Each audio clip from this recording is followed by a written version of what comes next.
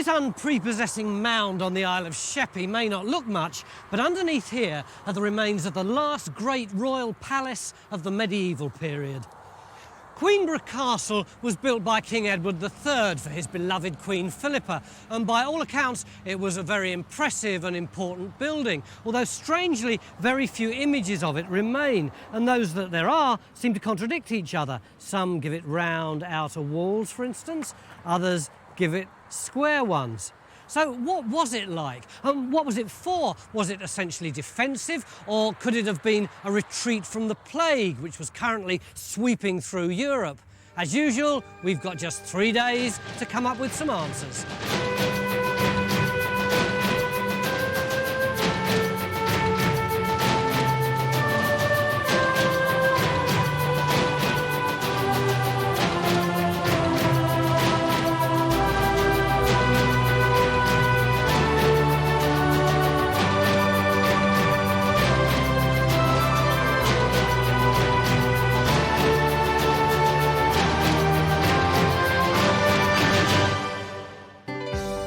The castle was built at Queenborough on the Isle of Sheppey in Kent in 1361.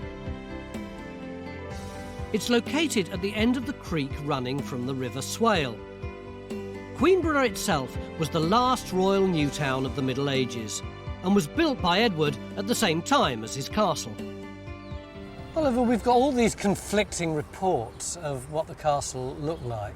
Which one do you favour? Well, we've got a couple. We've got this interesting elevation, which is by Wenceslas Holler, 1640. I think we can rely on him. He's a good artist, isn't he? I think so. It looks pretty believable to me. But I think really interestingly, we have this plan. A couple of hundred years after the castle was built. Around here we seem to have a perfectly circular moat.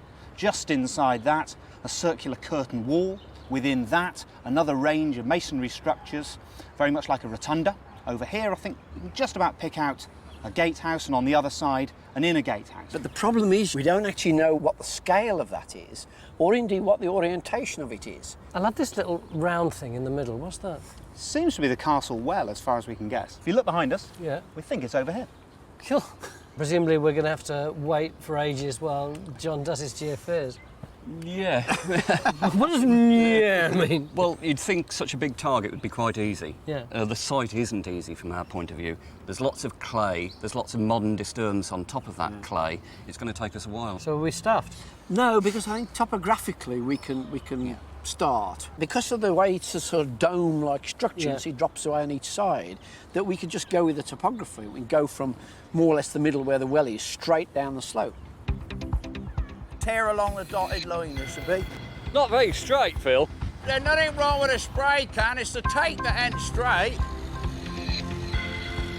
The medieval well lies under this concrete cap and gives us the centre point of the plan. We're going to try and work out the scale of this unique castle by placing Trench 1 across one section of what should be the rotunda, which is the part of the castle housing all the important rooms. Bedchambers, formal rooms, chapel, kitchens and dining rooms. Is this it? That's whitey yellow. Let's have a look, Phil. But I think that's probably a tile. Might be medieval tile, of course. I think so. You can see the sort of clay inclusions in it and the edge of it. Yeah. While Trench 1 gets going and geophys start working their way around the mound, I'm interested to find out why Edward chose this location for his castle.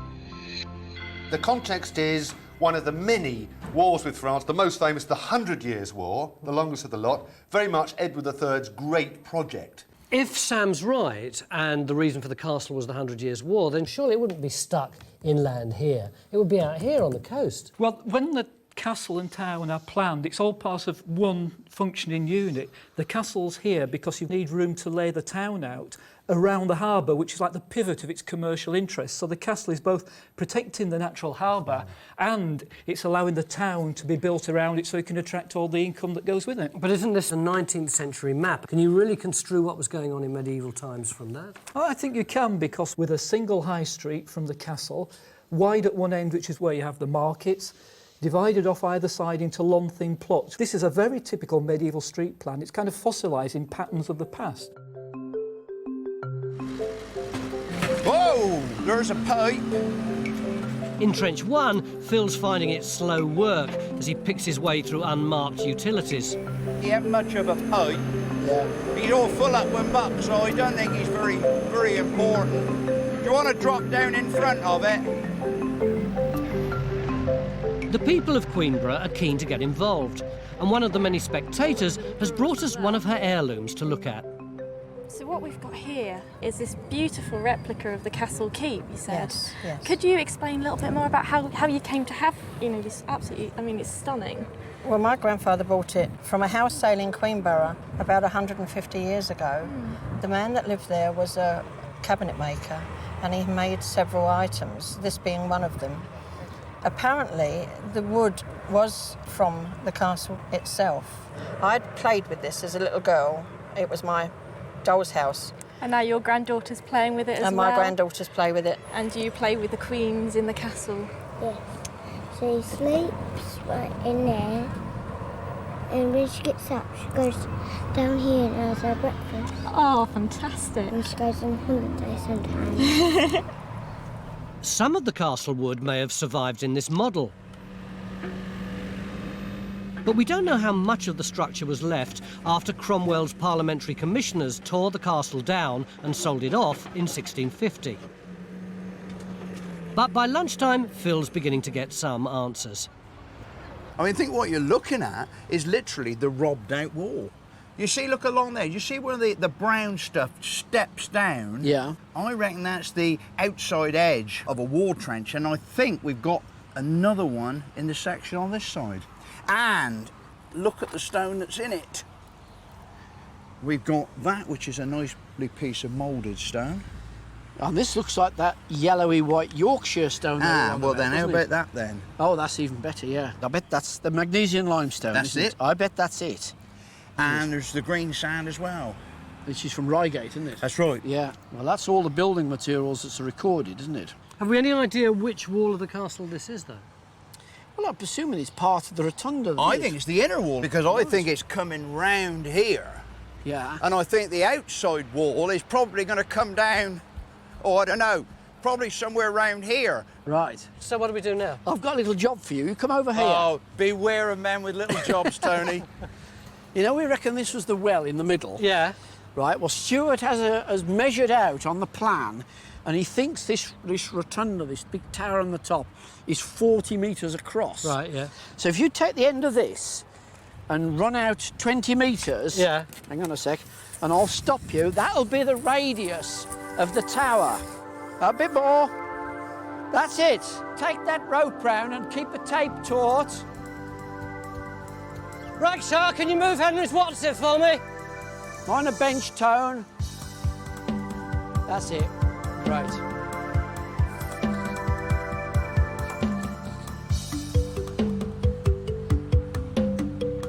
Well done. I bet you're knackered now, aren't you? So what did that prove? Well, I think what it proves, if you look at it, that it's a hell of a big structure. It's a lot bigger than I thought it was. So what are we going to do about it? We've got to go and talk to Stuart now. Yeah. Unless we're going to dig another hole. Going to lie down first. Stu, that's a heck of a big building on the top there, from your measurements. Big royal castle, isn't it? You sure your calculation's right? I think so, because the evidence we've got from the mapping gives us a set of concentric circles which are here in the landscape. So we've got the inner part there.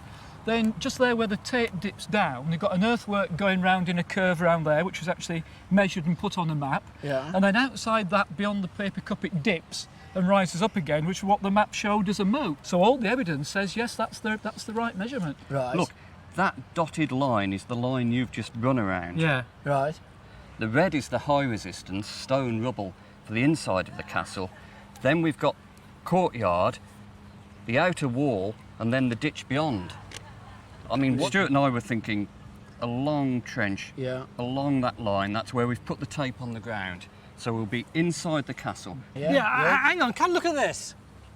Are you saying that we do a trench which starts here and goes...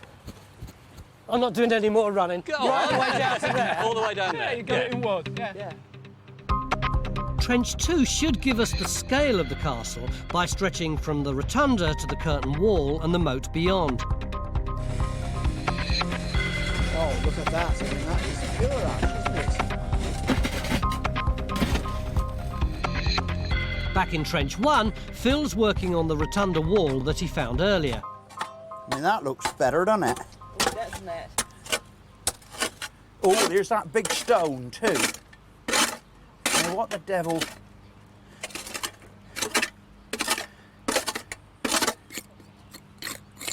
We got stone down here that might just be in situ. I think we've actually got part of the wall. That's just not one random stone down there. No. Listen to me. Look, there's one stone comes along there, and then there's this whacking great piece here. There's another stone there. Bridge, I reckon we got King Edward's castle. Oh, that goes on, it goes on down underneath there. Well, see, if that does curve round... What part of the castle does this make it then? It might be the curving bit. If our plan's accurate, the castle's full of curving bits, so Phil's could be any of these three shapes. The angle of it suggests one of the towers, but that would make this an outside wall, which would surely mean the rotunda was too small to fit all the rooms in.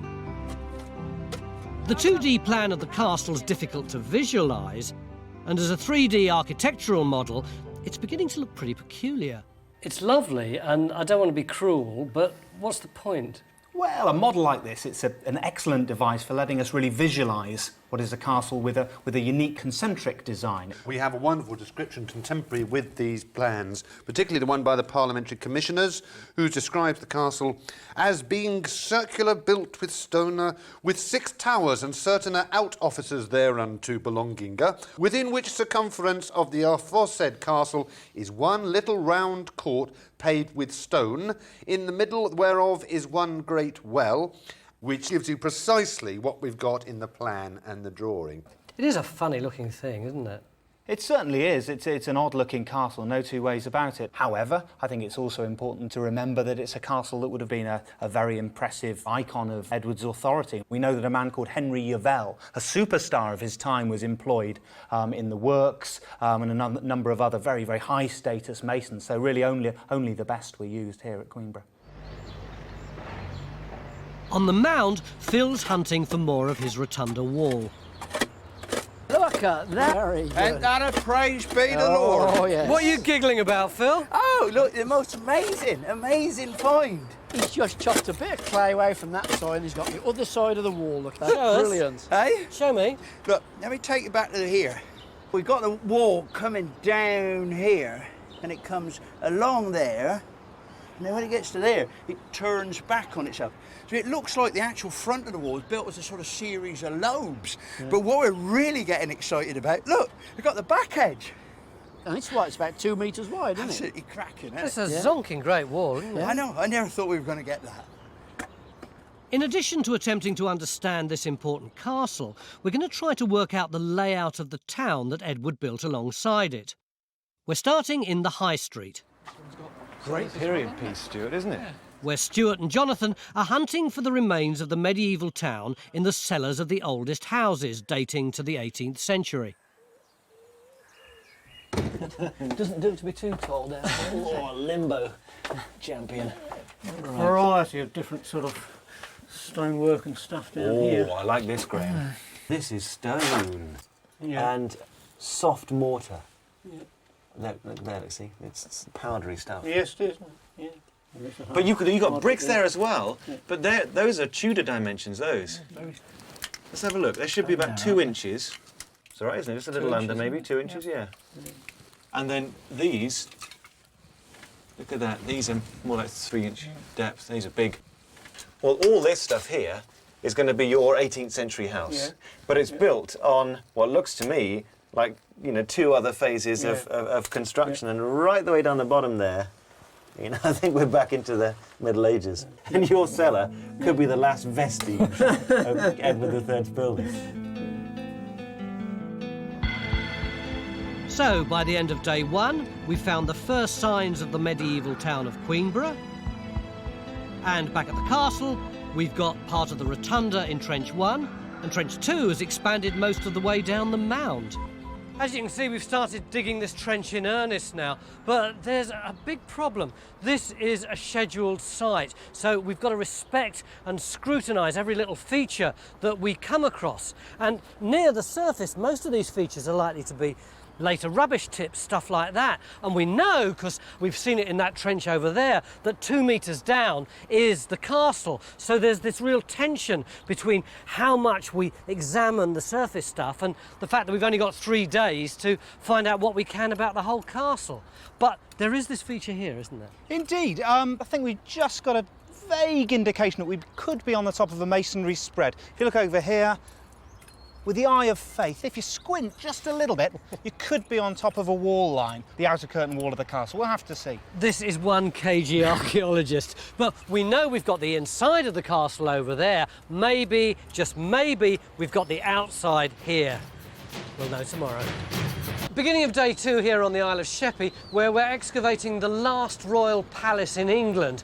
And yesterday, the temperature got up to over 32 degrees. So, as you can imagine, digging was rather inhibited. But the temperature's dropped a bit today, so we're putting most of our resources into this long trench where we're hoping to find the outside wall of the castle. Yeah. Round about here somewhere? Yeah. You see those 2 concrete blocks? So they're modern, aren't they? They're modern, but they might actually mark the site of this sort of edge coming round. Yeah. And then beyond that, of course, should be the moat of the castle. Around about here? Yeah. The moat seems to be full of masonry, which looks like it's part of Edward III's castle. But we won't know which bit until we've pulled it all out. Over in Trench 1, Phil and Bridge are trying to make sense of the wall they found yesterday. I think it's pretty straight. Is it? I know. Think. Engage brain, Phil. Now then, going on it being sort of in that neck of the woods, we got maybe that curving wall is going to be that, and then this one going off is going to be that. If Phil's right, he's found this part of the inner wall of the rotunda. Now to find the outer wall.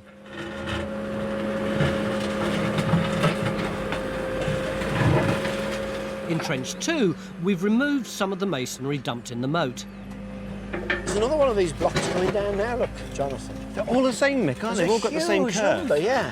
And what do you think they Well, are? I'm just looking at the stone there. You see where it's split away? It looks green. It's, I think it's Reigate stone, Surrey stone. Right. And it's in the records, isn't it, for the 1360s Yeah. building? Yeah. That's the crucial thing. But what do you think it is? Because a lot of it's got this curve on it. Look at this one here, look, and that one. Well, it's all the same. It's from one feature, I think. Right.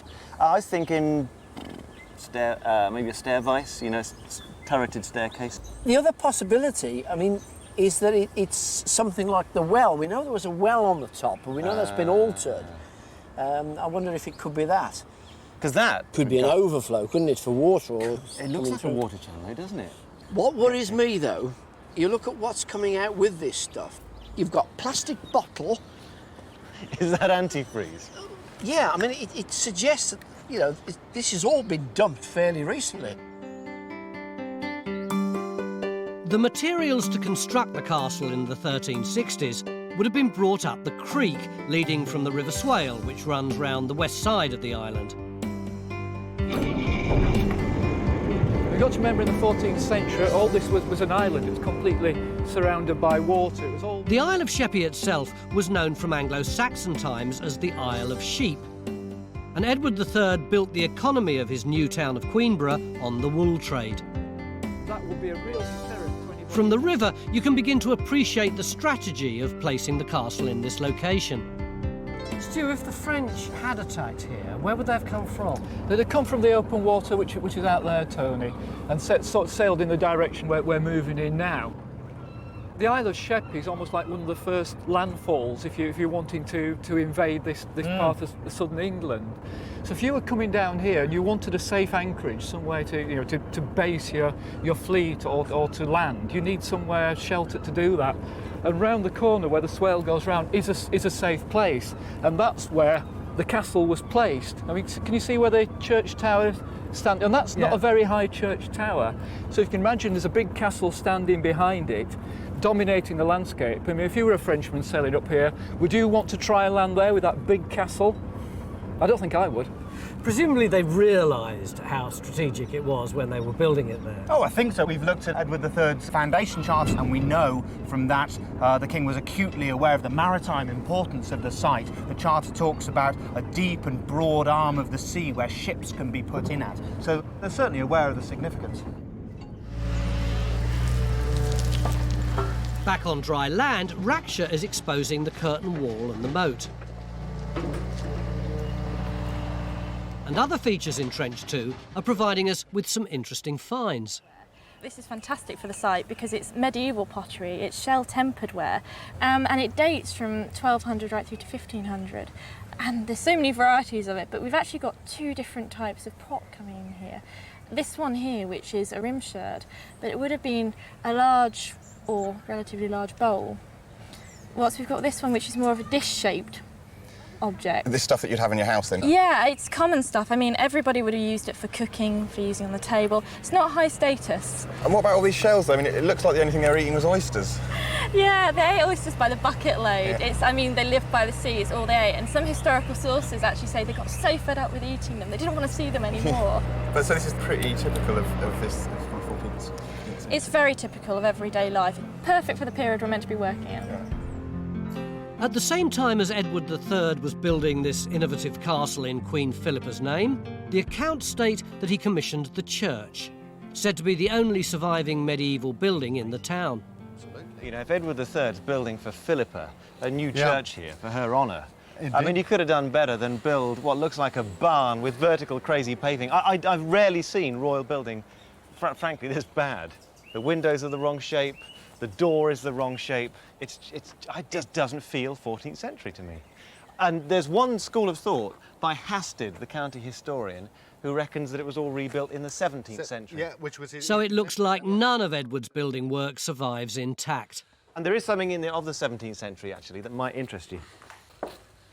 And it's this little beauty. Oh, magnificent font. Isn't it? A font, 1610. And it shows the postern gate of the castle. Which was still standing when this font was made by that date. What do you think? It's beautiful. It's very rare to find an impression of a castle's back gate. We still need to sort the orientation of this castle out, look. And if we can work out which way it faced, we should be able to locate it. I think we've got some pretty strong clues myself. I mean, Right. the first clues we've got is from the History of the King's Works itself. Yeah. Where it describes the outer gate and postern to west and east, i.e. outer gate to west, and postern to Right, to so east. that's going to be like that with north up here. That's right. That also ties with the map evidence we've got when the site was actually standing as earthworks, which had a gap here, which was probably the postern. But this, the main gateway and the outer area here, that would be firmly under the school car park there, where we've got the dining bus and catering and everything. Right, what about you, Oliver? The clue is this place over here, Minster. Basically That's over that way behind us. So that's a view from the west then, isn't it? So the records indicate that the castle faced the west. And John's got a suggestion for a trench that would help us confirm it. What we want is something to investigate this rotation. Yeah. And look, this is where the eastern gate is. And look. Oh yes, good you Lord, can it's see, like a bit of wall, doesn't it? Yeah. How about if we do a trench That's the logic, on that isn't it? alignment and try and tie that down? So Trench 3 will attempt to locate the corridor, which would confirm that the castle faced the west.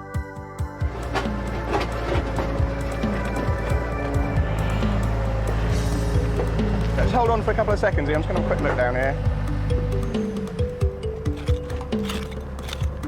That's going back onto this stony rubble. But it might not be as solid a wall if it's just marking a roadway or... Yeah.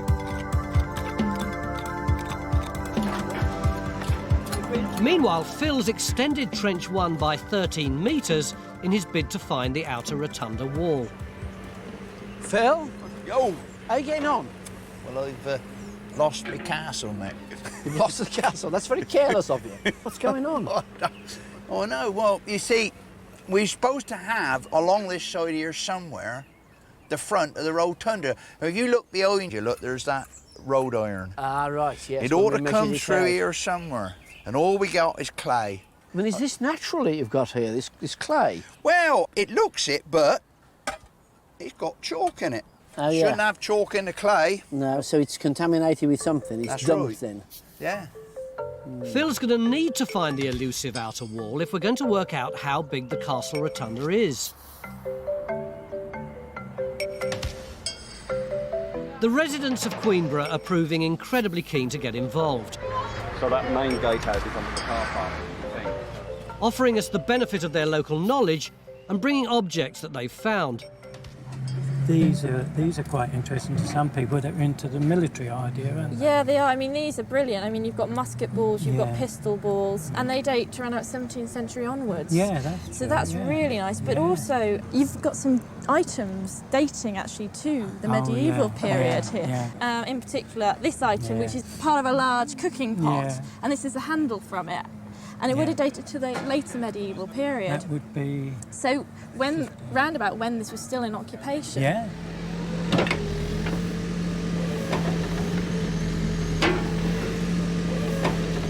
By tea time on day 2, Raksha has uncovered a good chunk of the curtain wall which surrounded the entire castle.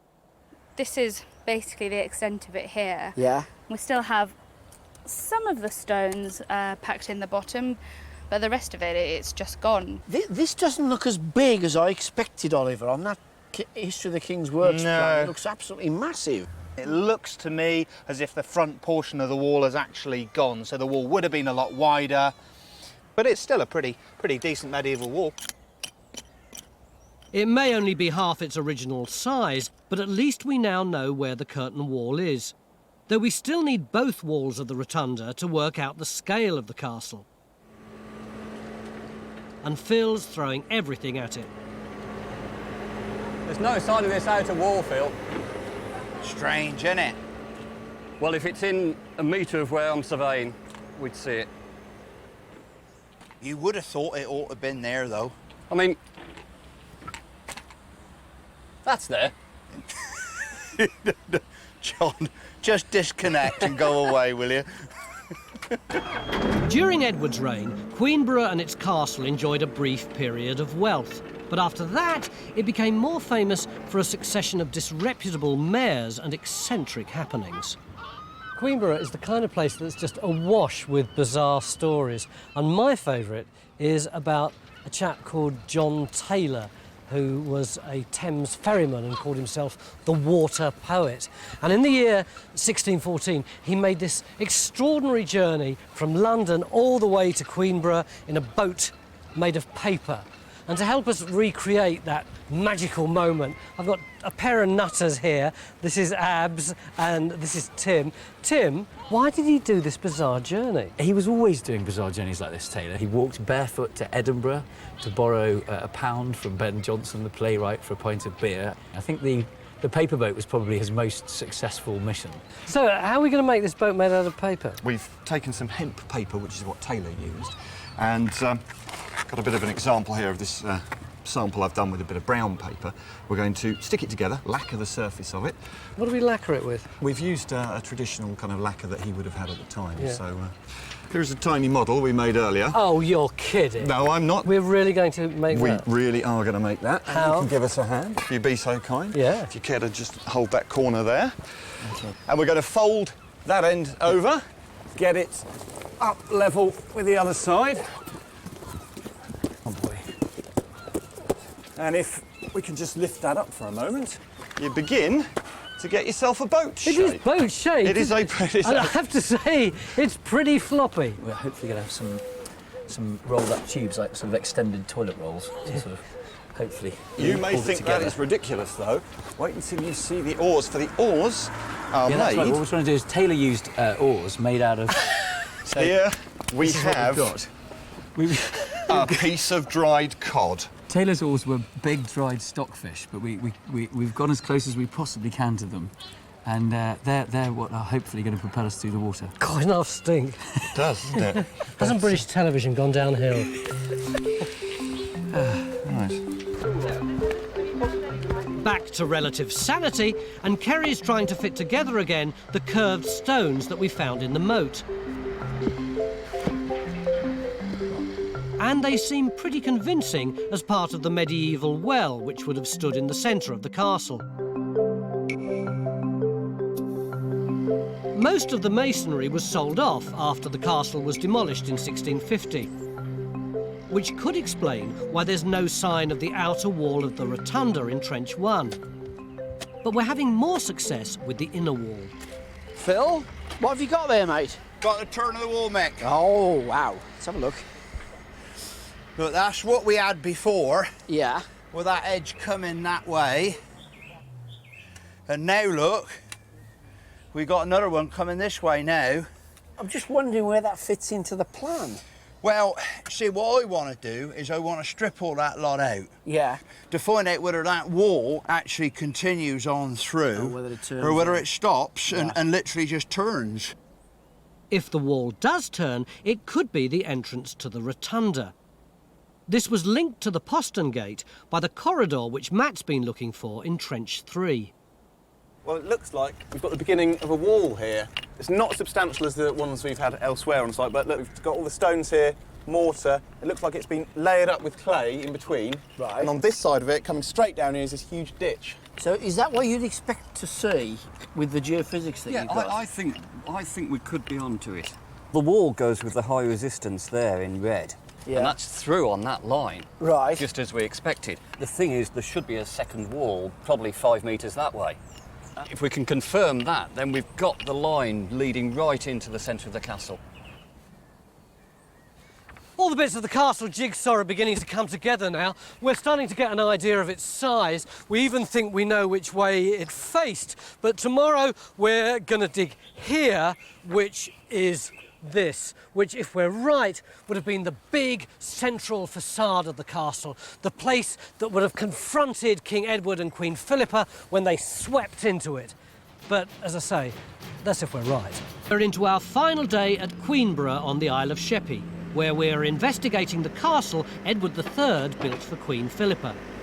One of the great things about this dig has been this lot, who've not only been watching what we're doing for the last 3 days, but they've been talking to us and bringing stuff in. And one of the things that a local historian brought us has turned out to be golden. It's this picture of the castle, which is unlike anything else that we've seen so far, isn't it? Yeah, I mean, if that's what the inner courtyard looked like, it was very grand. So where is that on our drawing? I think it's actually this little turret sticking out into this inner courtyard. And it would be the first thing you see as you came up this entrance. The antiquarian reconstructions based on designs of the castle that the artist found in Paris. And although we don't know the exact nature of them, they seem to fit in with the rest of the evidence. So Trench 4 will try to locate what we can see in the drawings. Meanwhile, in Trench 3, we're attempting to confirm the orientation of the castle by locating the corridor into the rotunda. Matt's found one wall and is expanding Trench 3 to find the other.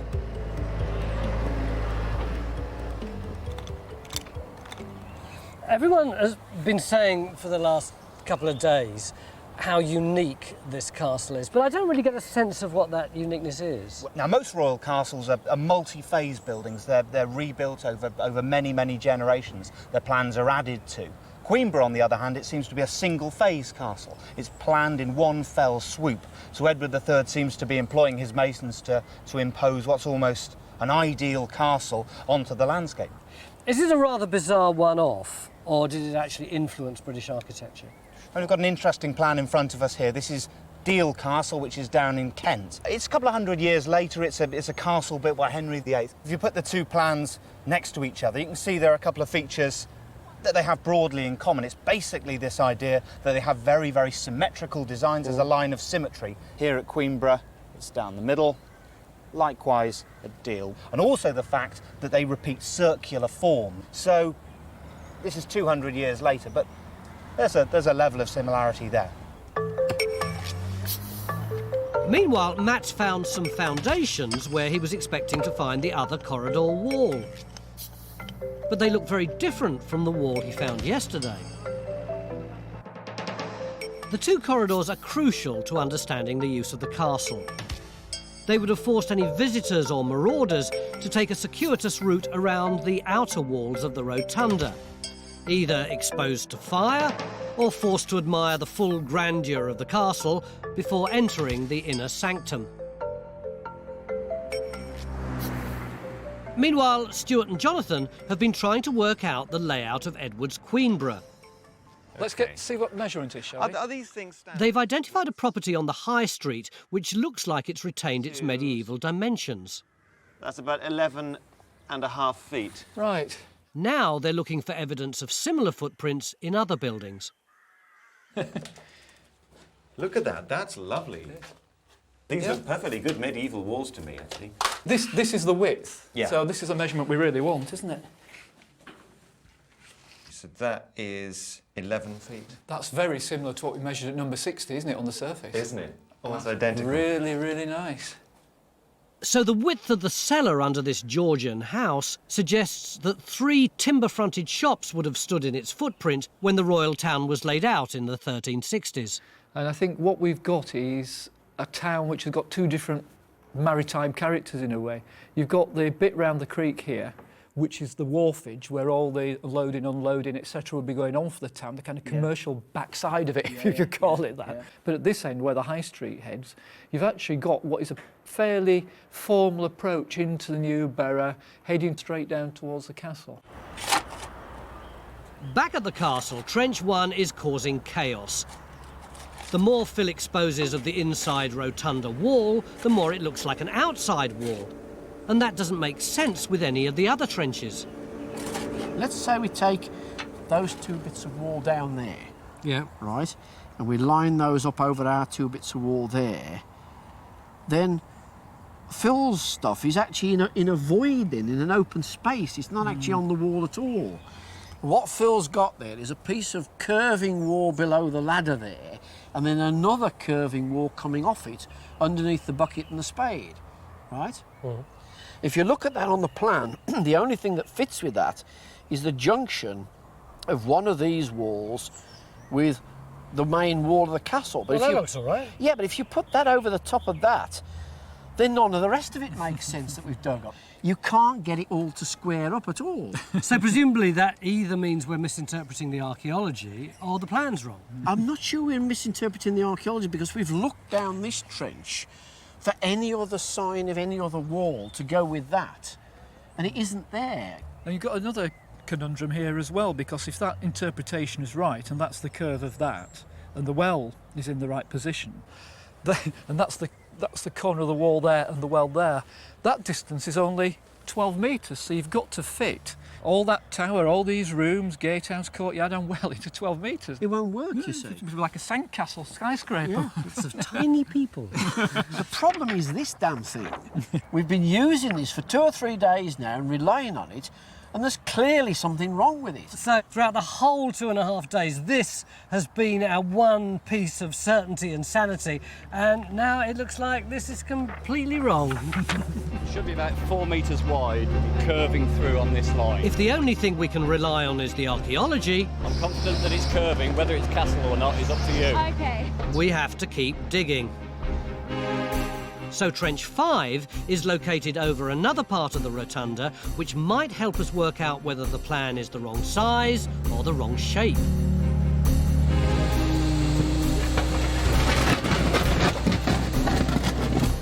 Looks like a wall. Smug now, are you?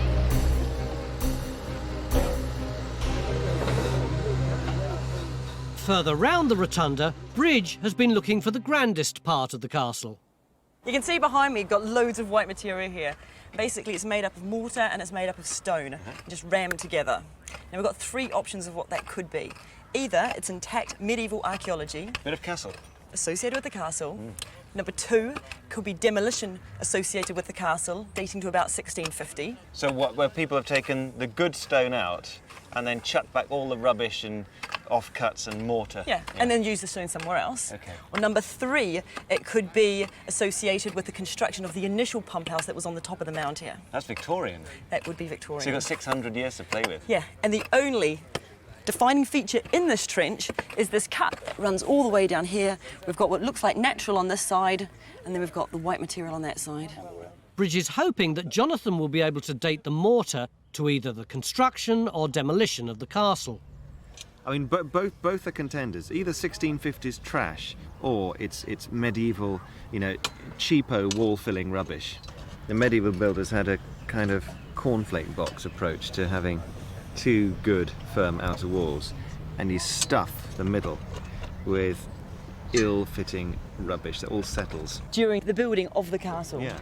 Either way, it looks like she's onto the castle, and the shape seems to fit the inner rotunda wall, which should help us with the plan. We're almost ready to recreate the final stretch of John Taylor's eccentric paper boat journey from London to Queenborough, where the town welcoming committee awaits. Our boat builders have transformed several layers of hemp paper into a seaworthy vessel complete with oars of dried cod. All we need is for the lacquer to dry. It's taken us 2 days of really solid work to mess this up this badly. I mean, look at it. You're cheating. You've got these things. No, that's perfectly fair. He had buoyancy aids, he had bull's bladders blown up, so we've got 4 of them. Not bull's bladders, I do accept. Actually, the original Taylor had them blown up by women of ill repute because he believed that they were born to be hanged and could therefore never drown a bee. And so therefore, logically, he reasoned that their air must float. He was a genius. Ready? So we're looking to lift and pop her in the water. Yeah, you like something on. That's the oar. Look at that. We got water. I'm in. Right, we have a man in the boat. Hang on, I've got a fish out the backside. Hold on a minute. We're listing. We're listing. We must let go of that oar. We're in. No way.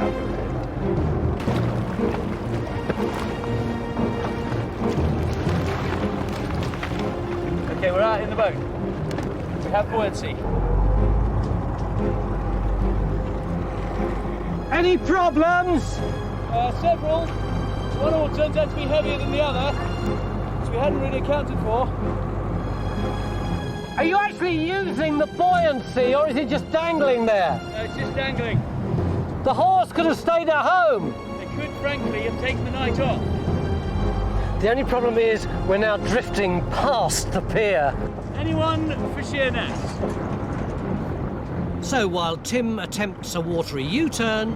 Next stop, Sheerness. Matt had a change of direction in Trench 3, where he's completely revised his interpretation of the corridor walls. I'll start at this end of the trench. You can see we've dug down a little. We've got this huge cut coming straight in down there. If you follow it back, it comes up again in a straight line there and across here. Right. I thought this was a wall, but I'm not so convinced now because on the other side of it, actually coming in here, we've got another big cut that comes in, across there and down there. And my current theory is this. This is no longer the wall, this is the path in between, straight up to the middle of the round. Right. So you had a wall coming across this way and a wall coming across this way. Both the walls, though, have been robbed away. The direction and size of this corridor means that we can now say with confidence that the castle faced the west, looking down the high street. And we're hoping that Raksha's wall will help us with the rotunda. Well, if you look here, there's a nice line curving there, and there's another one curving that way, so it's all going around that way. So we can say this is the castle. It's the only big circular structure. The wall curves towards Phil's trench, but sadly doesn't help us identify whether it's the inner or outer wall. So, with just an hour to go, Phil decides to expand Trench 1 towards a geophysical anomaly which could just be the outside of the rotunda. That compacted surface and all the stonework is what we're seeing in the resistance. That's, to me, not the outer wall. No, I quite agree with you, John, but what I'm saying is, let's nail this. Come on in, let's get on with it. My money's on that's the outside. I don't care, you're probably right. I think you probably are right. See, now we're... Yeah. Into the curb. There is an edge. There is an edge. There is an edge in the... What is it there? The question is, the edge of what? With all the confusion, Ray Sand's hard work on the model has been a waste of time. So he's begun to work on a computer-generated version of Queen Philippa's castle. Yeah, it brings out really nicely the way the castle, well, it's like a great wedding cake, doesn't it? We know it's packed with literally scores and scores, 50 or more separate rooms. We know there's a hall, various chambers, a kitchen, guard rooms, stores, absolutely packed with rooms. Yes, let's not forget we're talking about a major citadel palace. Details such as 407 doors and windows towards its closing stages. Some of these must have been of the highest quality.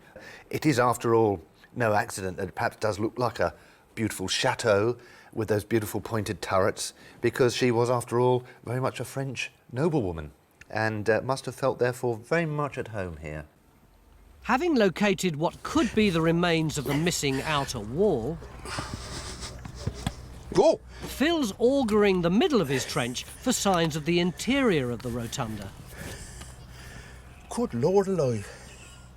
I mean, that is a big hole that's been open for a long time, it's filled up with water. The question is, why is there a big hole where there should be a big structure? Of all the trenches that we've dug over the last 3 days, this is the one that's given us the most problems. Well, yeah. And we still don't know what's in it, do we? Well, I hate to be contradictory, but I think we do, actually. I think what we might have is a very large robber trench going all the way around the top, robbing out the outer line of the rotunda. Because, what makes you think that? Well, on the mapping, we've had this feature, which is a wide ditch round the top of the hill, which will come through here at 12 metres wide in places. And I think that's what we can see here in the cut and over the far side in the cut. And what we've got is a huge, great robber trench digging all that out. And we actually have a bigger castle than what you've been thinking. Yeah, but Phil's trench, Stuart, shows a circular feature, doesn't it? With a wall coming up to it. Now, these are the only circular features on the plan. That's the only thing that makes sense with that, doesn't it? Yeah, it does. Yeah. And the width of this makes it 24 metres, you know, to centre it on the well. Well, Henry VIII fixed up this castle in 1536 and then built Pendennis and St Maur's and around the coast Deal and Walmer, and they're between 20 and 30 metres. This is 24. So why shouldn't this have been a model for Henry, where that, Phil's trench, is the outer wall?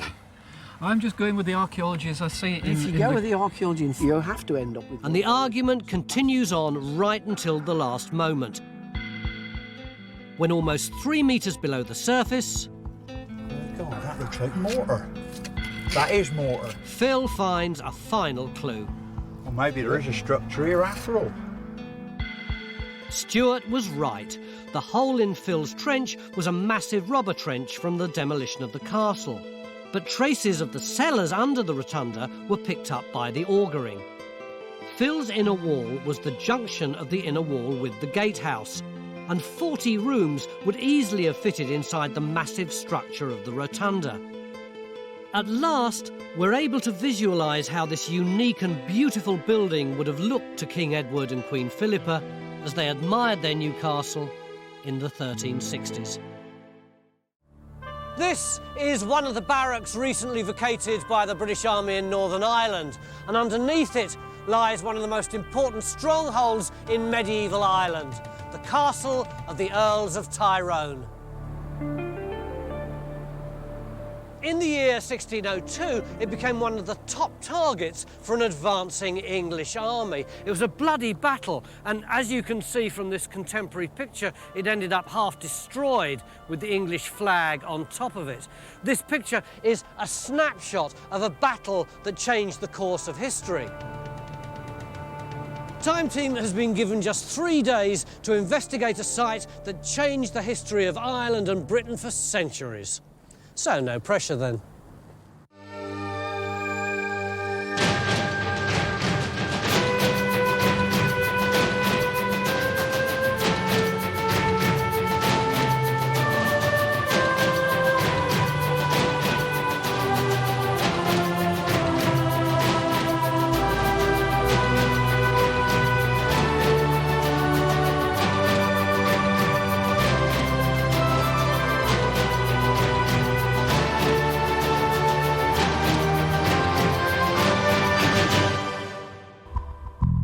We've been invited to Dungannon by the local council because they've just been given ownership of a very special scheduled monument, one of the most important historical sites in Northern Ireland. They're now in the process of turning this ex-barracks into a public park, And our job is to find the remains of this crucial medieval castle. Home of the O'Neills, one of the major dynasties that ruled the north of Ireland for 300 years. Oh, and before you ask, that's not part of it. It's just one of a load of things that have been built here since the castle was destroyed. Hey, Mick, it's a rag bag of stuff here, isn't there? You've got this massive wall, you've got those towers up there, you've got this huge mast up here, and all this concrete. How the heck are we going to find a castle? Well, one of our best clues is this nice prospect look of early 1600s by Bartlett, which shows us a great tower, walls, moats around it. We don't quite know where this is on the top of the hill, and we don't know what the orientation of it is, but there's clearly something big here. Is there any evidence at all, though? Yeah, there was. At the time whenever this perimeter fence was being constructed, there was a series of evaluation pits excavated, and in the process of that, they came across a wall which seemed to be medieval. So they also were coming across pottery dating back to the 12th century. So there is evidence here of a castle. So we've got some clues, Phil. We got some clues, but what we need to do is try and get a bigger area so we can actually rediscover these walls and actually try and find out what buildings were there, and also there's phasing. There's just loads and loads of occupation up here. So rip up the concrete? We've got to get the disc cutter in, rip up the concrete, and then we go down. Yes! Yeah.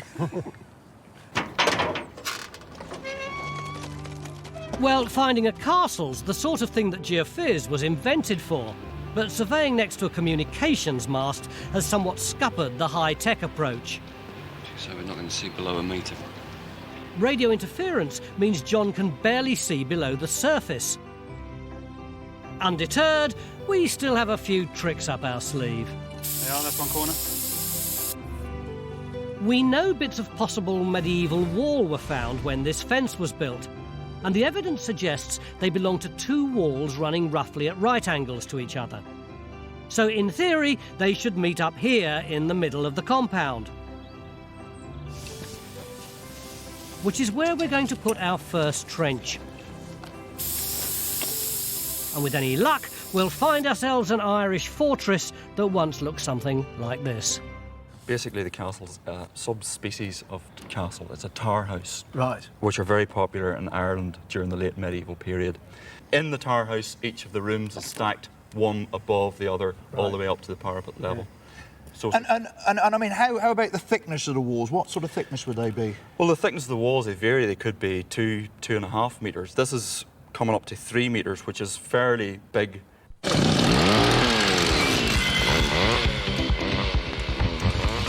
Well, a 3-metre thick wall's one heck of a target. In fact, I imagine it'll be rather hard to miss. You want to come on in then, Ian? Lovely job. And if we do find it, we'll be back to medieval Ireland.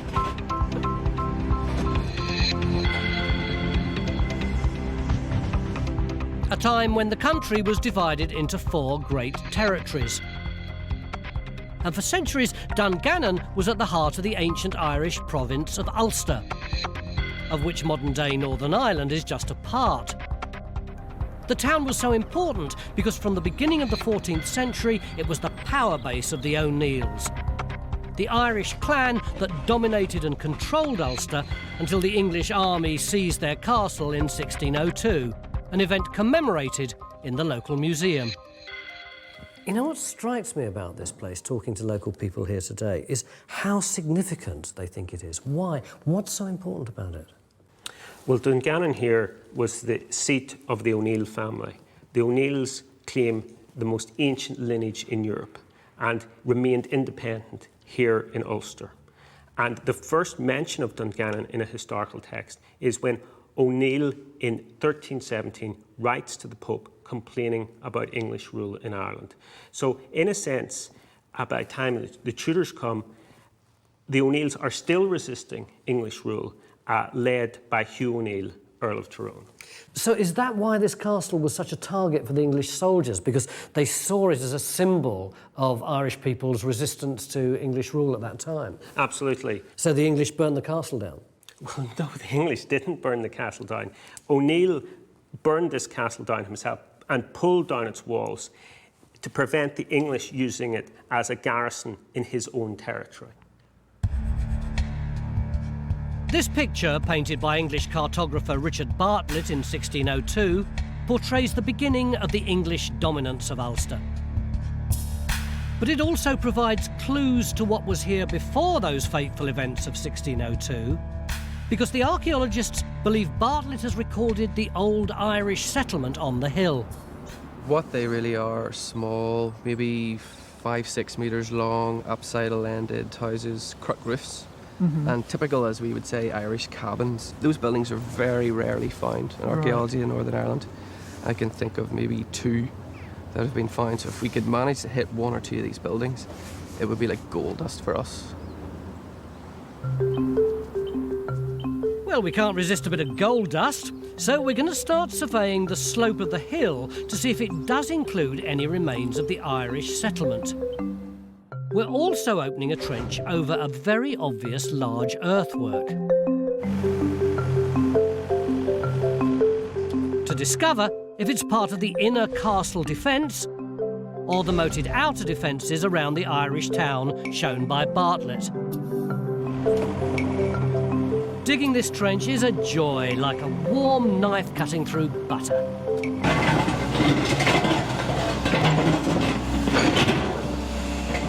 The same can't be said up at the castle trench. Oh, what's the hell's that? Is that another layer? It turns out that where we think 2 medieval walls connect is under almost a metre of reinforced army mortar-proof concrete. Even our most powerful digger can't get through it. And that means we've had to move our trench to an area covered by softer tarmac.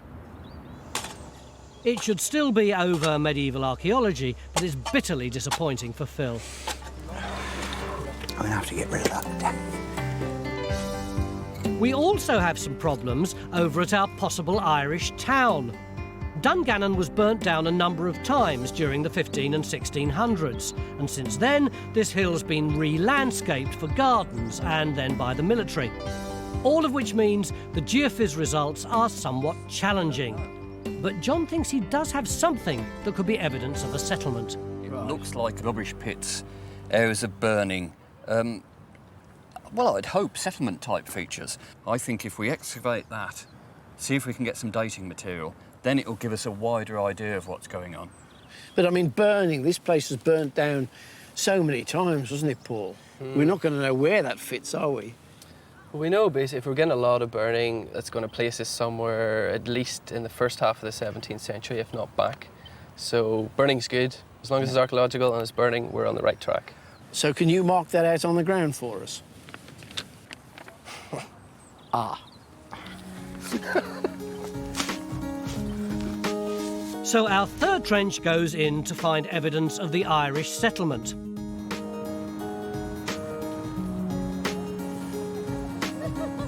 Oh.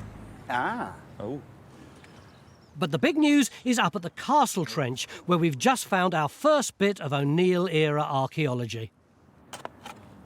Hey! Oh, yes! Well done. OK, make that our first 2 bits of O'Neill-era archaeology. Oh, that's a bit more like it, isn't it? Is that the same bit? I think it possibly does. I'll give it to you, maybe safer, and see if it fits on the bottom, is it? Just say it's the rim, isn't it? Is it rim? Very nice. Is it going to be that bit? Need all right. It looks like we could have intact archaeology back here now to the, what, 16th, 17th century? Yeah.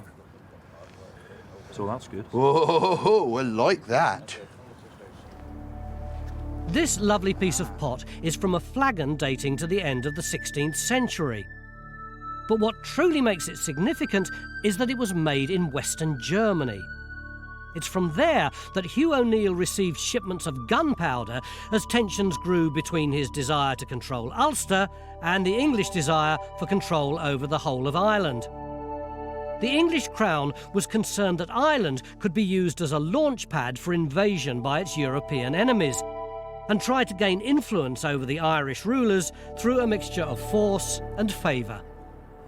Colm O'Neill received the first earldom of Tyrone from Henry VIII in London in 1542. He was to anglicise Ulster, but that plan went awry, and consequently it was left to his grandson, Hugh O'Neill, who was made the second Earl of Tyrone by Queen Elizabeth in 1587. It was left to him to anglicise Ulster. But that relationship with the Crown once again went very badly wrong. Anglicisation meant accepting the English monarch as supreme ruler, accepting English law, and accepting the Protestant religion. O'Neill resisted the move, leading a revolt and courting the Catholic Spanish. But by the summer of 1602, the English were closing in, and O'Neill's fortress at Dungannon was attacked from all sides. The English forces in Ulster rendezvous here in the vicinity of Dungannon. Docra, a man who'd been sent to Derry to establish a garrison behind English lines, he arrives from the west. Chichester, who was governor of Carrickfergus, who had established himself on Lough Neagh, he comes across Lough Neagh, and Mountjoy, the Lord Deputy, advances up the Blackwater Valley. So, in fact, O'Neill was really being hemmed in on all sides. Absolutely, and he scarpered. He retreated into the woods in what is now South Derry, a large oak wood called Glen Conceen. The English pursued the fleeing local population with extreme brutality, as the victorious Lord Mountjoy organised raiding parties to kill any Irish found hiding in the woods. It was the beginning of the end for the traditional Irish settlement on this site. But Bridge thinks she's beginning to find evidence of that original town of Dungannon. This feature here, can you see this with the dark brown soil? It's running around and it's curving. Right. It could be something to do with drainage, but more tantalising, it could be a cabin. Right. Now, do you remember Bartlett's map? There's those oval houses on it with the thatched roofs. Something like this could be indicative of foundations for one of those cabins. Yeah. This feature, along with what looks like a possible drain, certainly gives us plenty to look forward to tomorrow. Oh! Up on the top of the hill, Phil's at last made a breakthrough. 2 metres below the tarmac, he may just have found our first evidence of O'Neill's castle. The wall that was supposed to be coming through here, do you know what its construction was? It was faced on both sides and you had a rubble core. It's going down. Yeah. And it's also coming this way. I mean, I think this is by far and away the most encouraging thing we got so far. Yeah, absolutely. There's also been a breakthrough down in Matt's trench. Where are we on this map, Matt? Well, this morning we opened it up assuming that we were on this kind of bank round here that the tower was sitting on, across there. But as you can see down here, I'm almost ankle deep in water. We've got this huge wet ditch. So could that be this moat here? I'm thinking we could be actually on the moat, yeah. Well, that's quite useful, isn't it? Because if that's the moat there, then that would imply that something relating to these houses might be just over there. That position, all those buildings there, up above me on the plateau. So now we've got Matt on the moat and Bridge somewhere in amongst the Irish settlement. But there's a bit of a problem. When we use the archaeology to position the Bartlett picture on the modern landscape, our best match puts the castle somewhere here, a long way away from Phil's trench. Which makes you wonder what on earth have Phil and Colm found. Is that stone down there significant? Well, What's this? Oh, well, looking at each other like sixth form girls in the cloakroom. There's a certain amount of disagreement here, Tony. We're both agreed that that is part of a wall. I believe that's part of a demolished wall that has literally been dumped in here. Colm, on the other hand? I'm hopeful that it's the wall that was picked up in the evaluation trench behind you when the great big metal upright was being put in place. Phil, why are you so sceptical? The one good archaeological find that we've had out of that trench is this flagon. What date is this? It's probably late 16th, 17th century. Right date? I don't have any problems about the 16th, 17th century date. Where I have a problem is agreeing that that is a part of the wall that runs through there. How are we going to find out who's right? Dig on down. So, do we have our first clue about where the castle might be? In order to find that out, we're going to have to get into some serious civil engineering. It's the beginning of day 2 in Northern Ireland. And as the sun rises, you can understand why the Clan O'Neill, one of the most powerful families in ancient Ulster, chose this hill to build their castle. Although I have to say, yesterday we couldn't find hide nor hair of the castle until the very last moment when Phil got this one stone which he thought might be part of a wall, and he said, "Don't worry, I'll do some more digging for you tomorrow." He seems to have started shifting tons of this hardcore, which presumably the British Army used when they were turning this into an army compound. Bit of a problem for health and safety, though. Well, we'll just have to be careful getting in and out of the trench. But that's another reason why we've taken out so much of a bigger area. Sorry, it's a typical bit of Northern Irish understatement. What? We're just going to have to be a bit careful getting in and out of this great mire of stone. But you see, that's to our advantage in terms of safety, because if we do make the hole much bigger, it means that the sides are that much safer. Can I get in? Yeah, yeah. Because yesterday you got a bit excited about this stone down here, didn't you? That's right. I mean, we're still uncertain as to whether it's part of the wall or whether it's rubble. But if you look down to your left, you'll see a little white stone poking through. There's one here. Now, that is totally different from all the army hardcore around it, and it's just possible that that is another stone of the wall poking up through. It's more or less on exactly the same line, but it's very early to say. Can I have a hand out? No, you got in there, you get yourself out. Thank you so much. Well, not much team spirit there. But I have to give it to Phil. He does seem to be on the money. Look now, one stone there, and we got another stone there. And look, there's another stone there, and another stone there. So literally we've got the front edge of the wall running along there. We're hoping to find a large wall that lines up with some medieval remains uncovered when this compound was built. And Phil's wall would fit the bill perfectly, except... One problem. What? The alignment of it. Well, I know it. Phil's wall is going in completely the wrong direction. It's not a problem, it's a fact. Let's say it was unexpected. Unexpected alignment. Yeah, no, I agree. It's not supposed to be doing that. No. Well, at least the rest of the dig seems to be going to plan, tying in nicely with this 1602 picture of an embattled O'Neill's castle falling to the English troops of Lord Mountjoy. Matt's trench has done its job and located the moat, while our third trench has been targeted on the settlement. Oh, hang on. Ah! Oh, hey! At last! And the archaeology suggests we're now in among the houses of the original Irish town. Tracy's dug a slot down the side just to get the relationship between this small gully and these pile of stones. And she's actually hit this fill layer, which seems to have lots of domestic items in there. So we're getting bone, charcoal flakes, and our first piece of pottery. Oh. It dates from medieval to the 17th century, which is slap bang in the middle of our O'Neill family settlement here. Yeah. So the question is this a structure?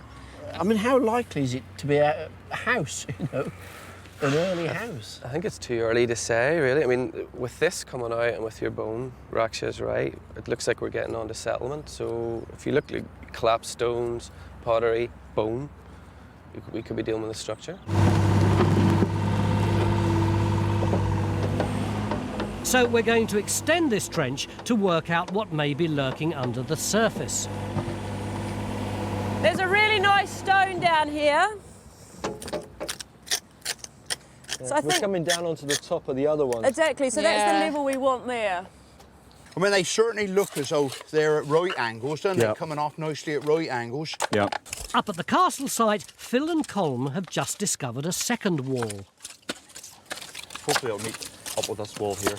Well, that's the crucial thing, really, isn't it? The relationship of what, or at least what happens when that wall hits that wall. Yeah, well, hopefully what we find is that the two of them are bonded in together and then they're all one build. That's right. Well, it couldn't be going much better, really. Except Phil's walls don't seem to tie in with our early attempts to match the archaeology with the Bartlett map, which could put the castle on the other side of the hill. I can't help worrying that we keep trying to fit the archaeology in the ground onto one 400-year-old picture. Richard Bartlett was as much a war artist as a cartographer. He was quite plainly being employed to illustrate Mountjoy's victories. Do you think we can put much credence on it? I think so, because in other contexts, Bartlett's maps are remarkably accurate. This is a sort of panoramic view of the Blackwater Valley. And besides these, he was able to do maps of the whole region. Really, these panoramas in particular, they're as good as anything on Google Earth. This guy was a remarkable cartographer. So why hasn't he filled in these panels? Well, he didn't fill those in because in a subsequent map-making expedition to Donegal, he was killed. As the sources say, the Irish took off his head because he was going to discover the country.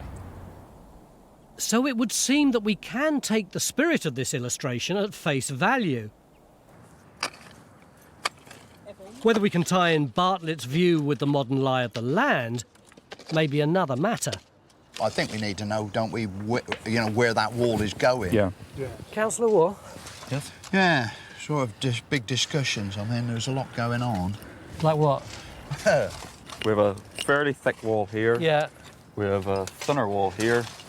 It's possible, just possible, that what you've got is the outside wall of the tower house and maybe one of the internal partitioning walls. The crucial thing is, Tony, is what's happening here.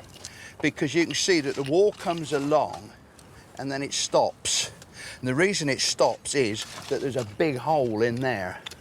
We think it might be a ditch, we don't know. There's a big hole in there, but from that big hole, we had our one piece of pot. That big piece of German stoneware, 17th century. Hang on. If this ditch has got a 17th century find in it and it's cutting this wall, then that means that this wall is at the very latest 17th century. Clever old you. Don't patronise me, Philip. You go right into that hole if you're not careful. We can't say for sure, though, that this is the castle, can we? No, what we need to do is to excavate in here, and if we find that that wall over here is bonded into this wall over here, then it's all one build. And if it's one build, you have to try and then explain what type of floor plan you've got here. And the best thing would be that it's the inside of the tower house. So, in spite of Bartlett suggesting the tower house is on one side of the hill, the archaeology does suggest we've got something big and, well, tower house-ish on the other side. And if this is part of the O'Neill Tower House, then we'll have discovered one of the most important buildings in the history of this island. Because the loss of this castle set in motion a series of events that sealed the fate of the O'Neills, eventually leading to the flight of the Earls. The flight of the Earls is a remarkable event in Irish history. Basically, the aristocracy of the whole province of Ulster leave in a single ship in 1607. Why did they go? This was the time in your history of the gunpowder plot. So there's a lot of anti-Catholic sentiment about? Yeah, and they feared there was a conspiracy against them. They heard news from Brussels that if O'Neill went to London, where he'd been summoned to court, that if he went to London, he would be arrested and presumably put in the Tower of London. So they decided to pack up and leave suddenly and in complete secrecy. And once O'Neill relinquished Ulster, the landscape changed forever. Out went rural settlements, in came a very English sort of town. The way was open for an English plantation of Ulster, where colonists were brought in to the country and transformed towns like this. And this place here is the result of English colonisation? Absolutely. This is a typical English marketplace. This area was granted to Chichester, one of the people who had fought the war against O'Neill, and he brought in English settlers, establishing an Anglican church down here, a courthouse up here, and he brought law and order, from his point of view, into this part of Ulster, and most importantly, a market economy was established. The result was that Ulster, the most Irish and Catholic province of Ireland, swiftly became the most British and Protestant.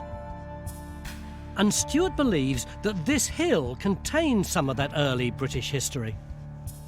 We've got a description by Pinart of a fort that was placed here for Chichester. And it actually gives us a drawing of it and a description of it. You see it's like a tower, and it's like a star fort with bulwarks sticking out on the corner, and you can see he's drawn the town down below it in the road alongside. That's exactly what we've got here. And Chichester is one of Mountjoy's guys, so this would have been an English occupying castle. That's it, yeah. They've got the town below, they need to protect it with bastions, somewhere you can fire cannon and muskets from. Guns on them. That's right, yeah. and this is the ideal location here with the town under protection just down there. The trouble is, we've got about 10 foot of overburden here. We've tried the geophysics, we can't get through it. So my idea was, well, what about round the edges? And if you look at this topographic survey that was done some time ago, you see these earthworks here. That looks a bit like a half bulwark and sort of remnant of a fort. So if we go over the side there, that might be our best opportunity.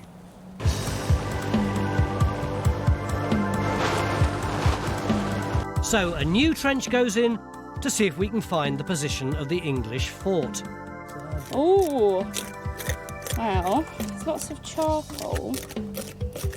And that's below all that modern makeup, isn't it, the breeze blocks. And that means we're now investigating both the Irish and the British occupation of this hill.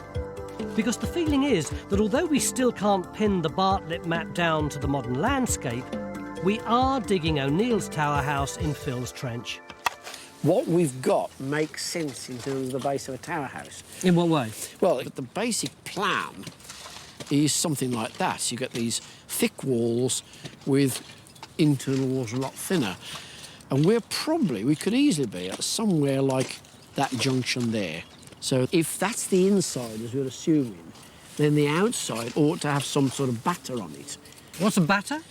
It's the bit of wall that's at an angle before the main wall goes up. Oh, I know what you mean. It goes up like that from the ground and then up straight up, yeah.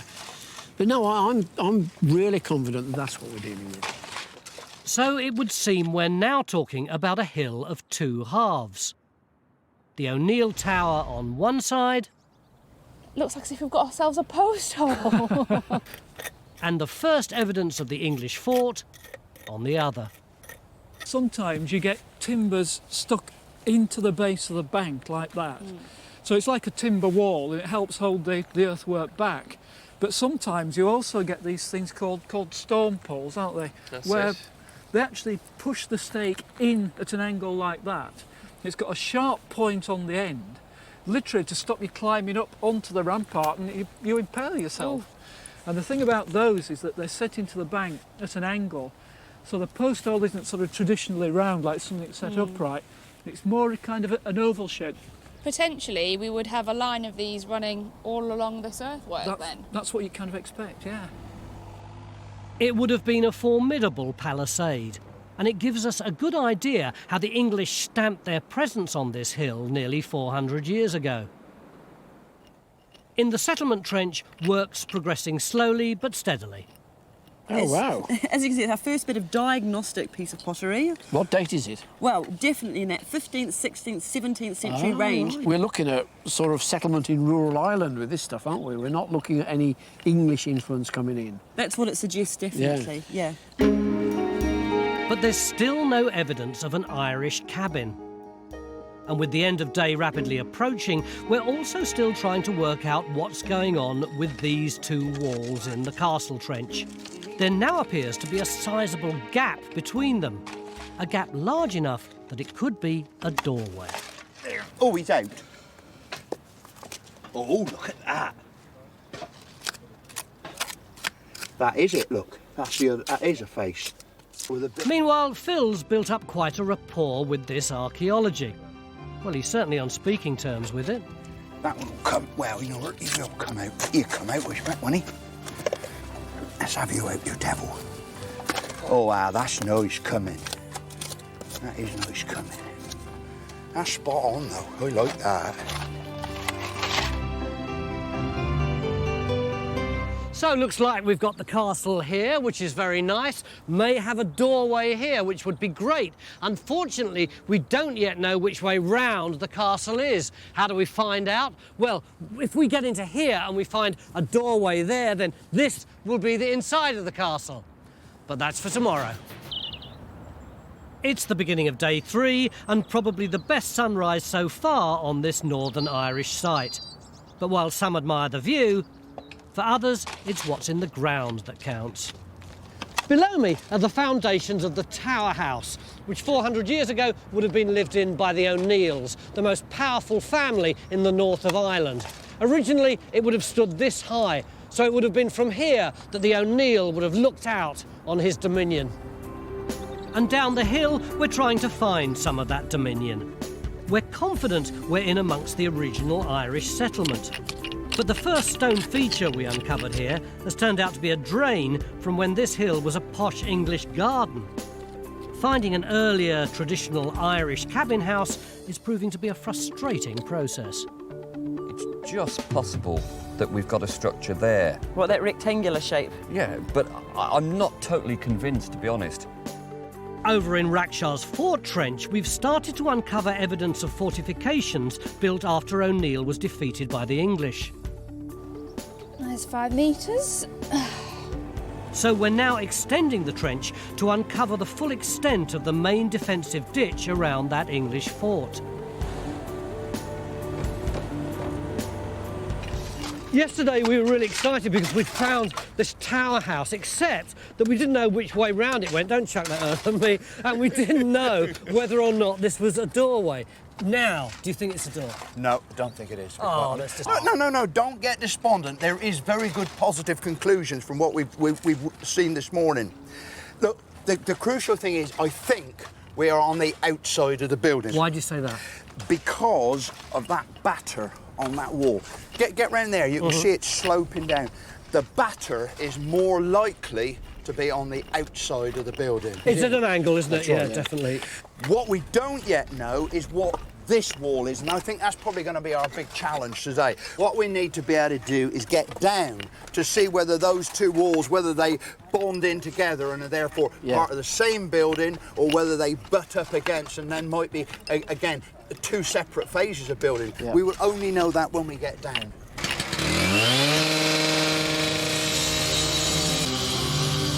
So we've got to extend this trench to see if we've got 2 different buildings here. While Mick and Raysan are now trying to work out what Phil's discovery of an outside wall means for the layout of the site. But if you put Bartlett's Tower on top of that, that isn't quite what I expected. We've had real problems trying to tie Bartlett's drawing into the modern landscape. Changing it 90 degrees, it all starts to make much more sense with the topography. But with Phil's discovery that he's on an outside wall and a lot of head-scratching and computery stuff, Mick and Raysan now believe O'Neill's Tower House once stood here. In other words, slap bang in the middle of the hilltop. Which, for a mere mortal like myself, is rather confusing. What you're saying is very plausible, except that Bartlett says that at the end of his tower house, there's nothing but the edge of this promontory, whereas, as we can see, there's loads of stuff here. Yeah, but I think what we think now is that this is being built up to form the base of the fort as they're developing the town in the 17th century. And, of course, that's after his time. So he's drawing it as he would have seen it, which is the castle area, and then it drops away. We're seeing it as the castle area and then an additional platform put on for the later fort. So all this wasn't here when O'Neill built his castle? No.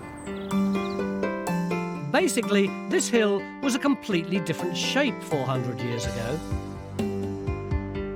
with O'Neill's Tower House sitting atop a small hill overlooking a traditional Irish settlement on the slope below.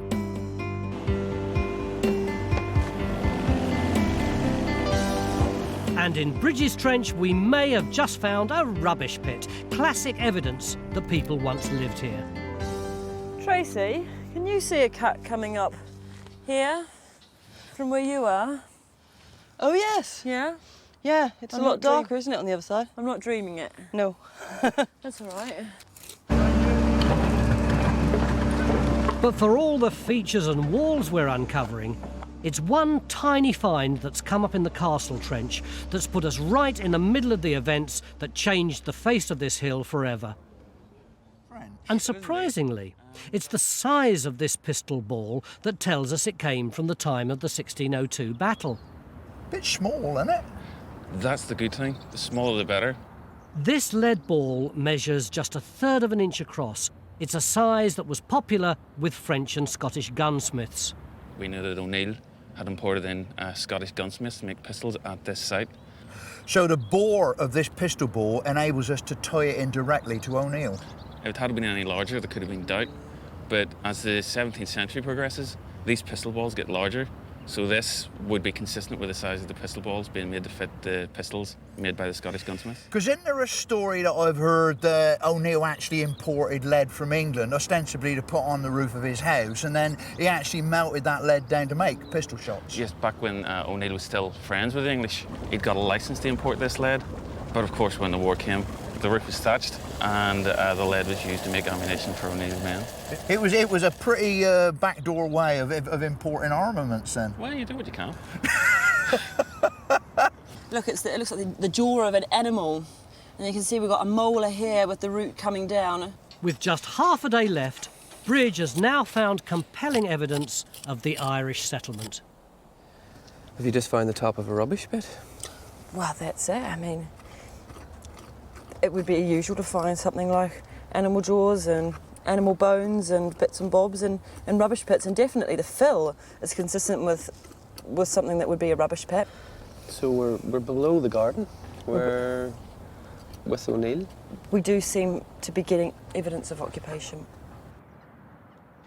This solitary sunflower is actually a very significant marker for us, because on that side, Phil's been chasing the tower house. Meanwhile, over here, Rackchar's been ploughing a very solitary furrow in this trench. What's been going on? Well, Tony, we've got this huge ditch down here, but we need to run up to the top to tell you a bit of the story. Yeah. What they've done is they've actually scooped out the natural to create that ditch and shoved it all on here. See this wonderful drawing? This is the first English fort built in the 17th century. Well, around this there should be an earthworks with a ditch. And that's the ditch, and this is the bank. So this is actually evidence of that fort? Yes, it is. These massive earthworks would have been just part of the English defences initiated by Lord Deputy Chichester. But surprisingly, it looks like the heart of this English fort was actually built on the remains of O'Neill's tower house.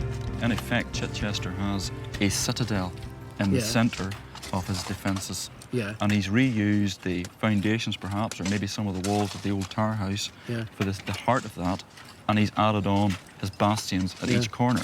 And then a great big massive amount of clay put in at the same time. Yeah, presumably as a gun platform or something. Presumably as a gun platform. The archaeologists are beginning to think that this mysterious wall outside the tower house is part of a bastion, a defensive gun platform. What actually starts to make sense is if this tower house here has the stone bastions added immediately around it, and then on the outside of Chichester's fort there are earthwork defences.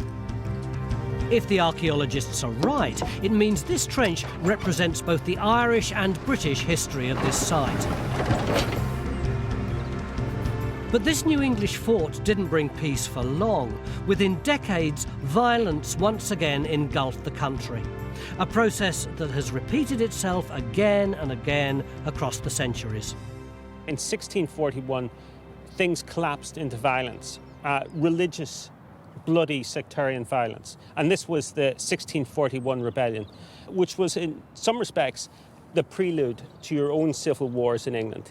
And I have here some witness statements and some propaganda material which show the divergent views of the time, which historians now have to tackle. And we have here an Irish source. This is an Irish Franciscan diary of the time. For this man, it's also a religious war, a justifiable rebellion to eliminate the heretics from Ireland, to drive them out and to cleanse Irish soil of this contamination. In this case, not only did they kill Protestants, they dug them out of their cemeteries. The activity against Protestants was vicious indeed. So there was a lot of propaganda going on. Presumably this is propaganda. What's going on here? This is the sort of English propaganda that was produced to bring Cromwell into the country, to enable the English to reconquer Ireland in 1649. This shows English settlers being stripped naked and turned out into the snow to die. So even today, this history is really controversial. Absolutely. And it's the responsibility of my generation of historians to look at this honestly and try to determine fact from fiction in all these divergent accounts.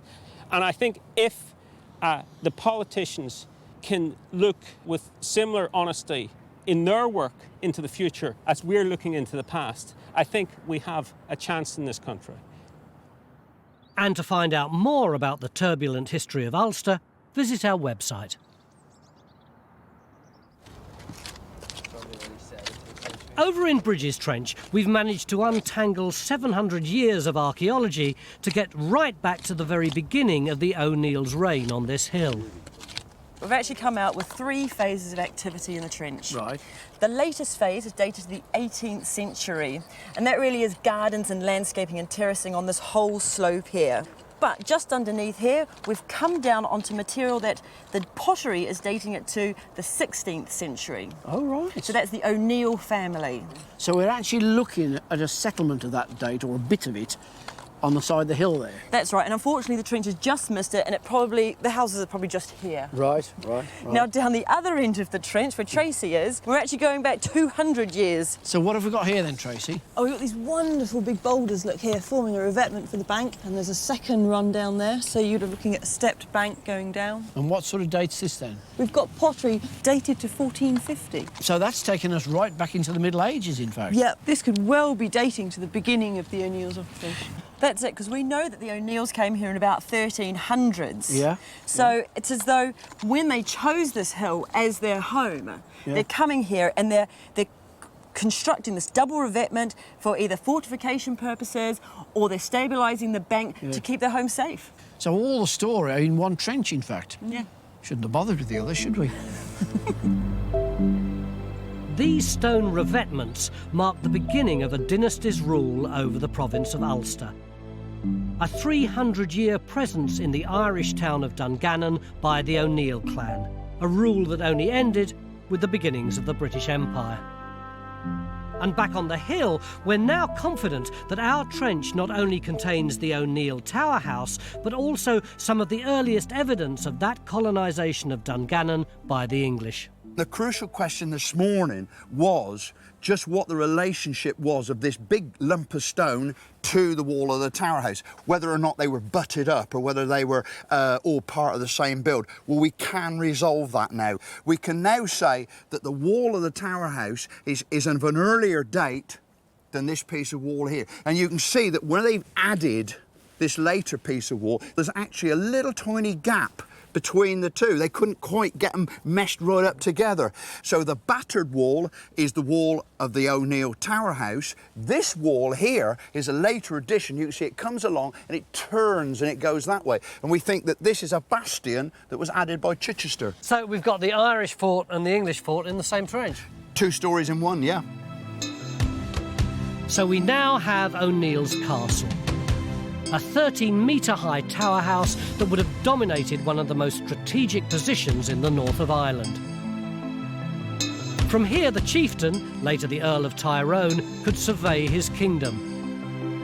And perhaps from here, he watched the advancing English troops that were to change his country forever. And within years of O'Neill's defeat, this building was either remodelled or rebuilt into an English fort. The heart of a new plantation of incomers, and a new chapter in the turbulent history of Ulster. And to think, if we'd been able to dig our trench where we'd wanted, we'd have missed this altogether. For the last 40 years, this hill overlooking Dungannon and most of the rest of Northern Ireland has been associated with masts and other police and army paraphernalia. And it would be good to think that the work we've done over the last 3 days, along with the local community and council and the local archaeologists, will help Dungannon reclaim some of its historic past. It would also be nice to think that our castle has been waiting here patiently all these years to be rediscovered by a new generation in the 21st century. This is rather good, isn't it? For centuries, people have been coming to this place, Radcott, passing under this, the oldest bridge on the River Thames. And right next to the river is this field with these very intriguing earthworks. For years, people looked at them but had no idea what they were. And then last year, a geophys survey came up with some really interesting results. Look at this. It appears to show a castle keep coming out of the ground with what may be walls or ramparts around it. Could this really be a lost Oxfordshire castle that's been forgotten for hundreds of years? And I thought we were just going to have 3 days messing around on the river.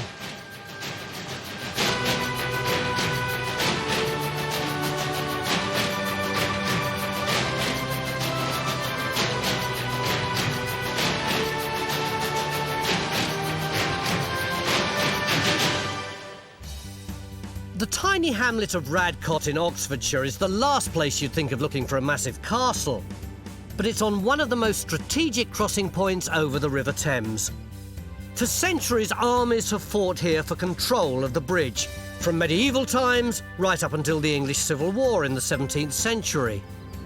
We've been invited to dig here by 2 archaeologists who live nearby. They've done their own geophys survey and they think they may have found a Norman castle buried underneath this now peaceful field.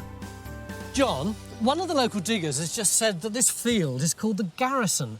Doesn't that mean it might be connected with the English Civil War? Well, I thought that once, but I've worked on the history of this area for a long time, and I've always known a reference in one chronicle which says that Matilda, one of the grandchildren of William the Conqueror, fortified Radcott in 1142. And you persuaded Rogers to do some geophys on the field? That's right. We thought, well, it must be something late, like Second World War defences. And then, so we said to John, well, we just got to dig a hole in this just to prove what's here, whether it is modern stuff or not. Did you dig a hole, John? We dug a hole, yes. And we found a great big thick wall, 3.8 metres thick. Made of? Made of mortared rubble. That's kind of exciting, isn't it? But one wall doesn't make a castle, mate. No, but I think when you look at the geophysics, there's a lot of very interesting big structures on this. I mean, look, see if we've got a keep there. There are lots of other buildings around it. It looks as if the whole thing is within a big enclosure with possibly a gatehouse or something over on one side. So where do you want to dig first? Well, I think we're going to have another look at the keep, perhaps get the other side from where you dug, just to get more information about that. We're then spoiled for choice, really. I mean, there's so many things we can look at. John, if this really is a Norman castle that's been forgotten about for centuries, how important is that? It's very significant indeed. Norman stone castles aren't that common, and it's very rare for a new one to turn up that's completely unknown. So Phil puts in our first trench over what may have been the castle's Norman keep or tower. This is the feature which showed up as a big square in Rogers' original geophysics. And Phil's now looking for its northeast corner. But the geophys survey also showed up a number of other strange shapes around the field. And they may be what's left of the rest of the castle. So John's going to take a second look at some of them, while the rest of the geophys team are experimenting with some new radar techniques over the possible keep or tower, which we hope for the first time will give us a 3D model of any buildings while they're still underground. Phil's barely scratched the surface, and as soon as the digger goes in, there's more of it. Bits of pottery start to come out. What's that then? That looks just burnished, doesn't it? Yeah, it looks Roman, doesn't it? Well, no, it's what I thought. I mean, it looks Roman to me, doesn't it? Let's get it washed and have a look. Yeah. I think it's...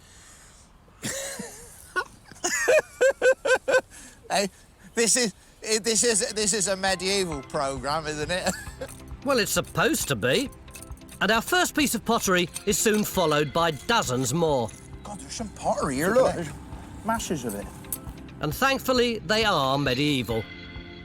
You put the bally trowel in the ground and there's pop comes up. So it's an encouraging start.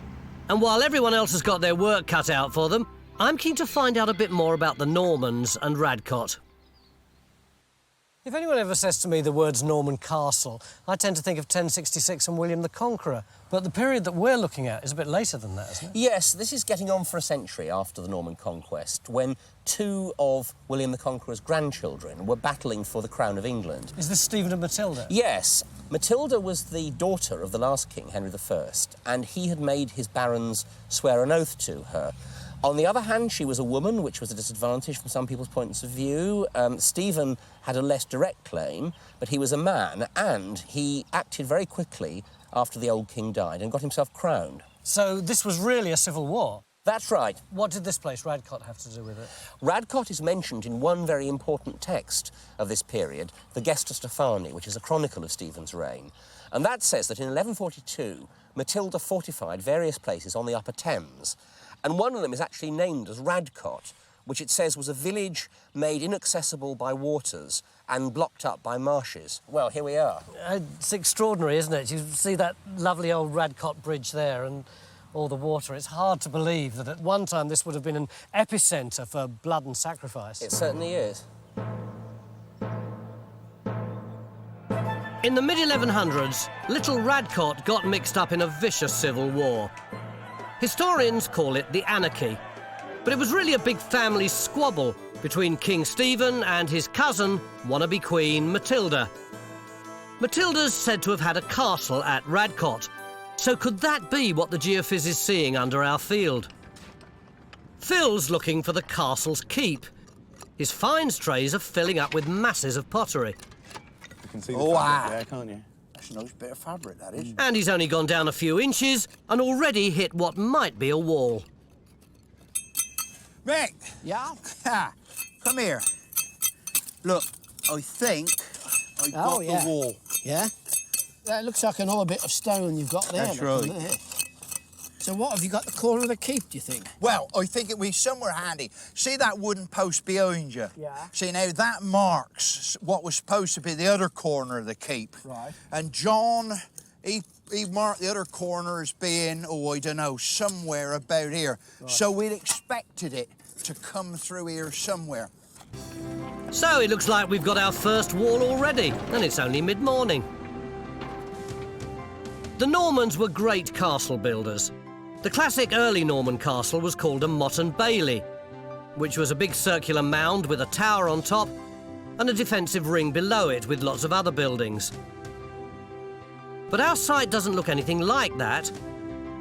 We think we might have a tower and some of the other buildings like a hall or a chapel, but our site isn't round with a defensive ring. It's almost completely flat and rectangular, which is giving our experts something to think about. What we've got is actually a very strange rectilinear enclosure. It's not even rectangular, it's sort of all sorts of odd shapes and angles. And it makes me suspect that there might be reuse of an earlier site, possibly a Saxon site, possibly even a Roman site, we don't know, but it has that feel about it. But some of the strange shapes on the original geophysics might be what's left of the castle's other buildings.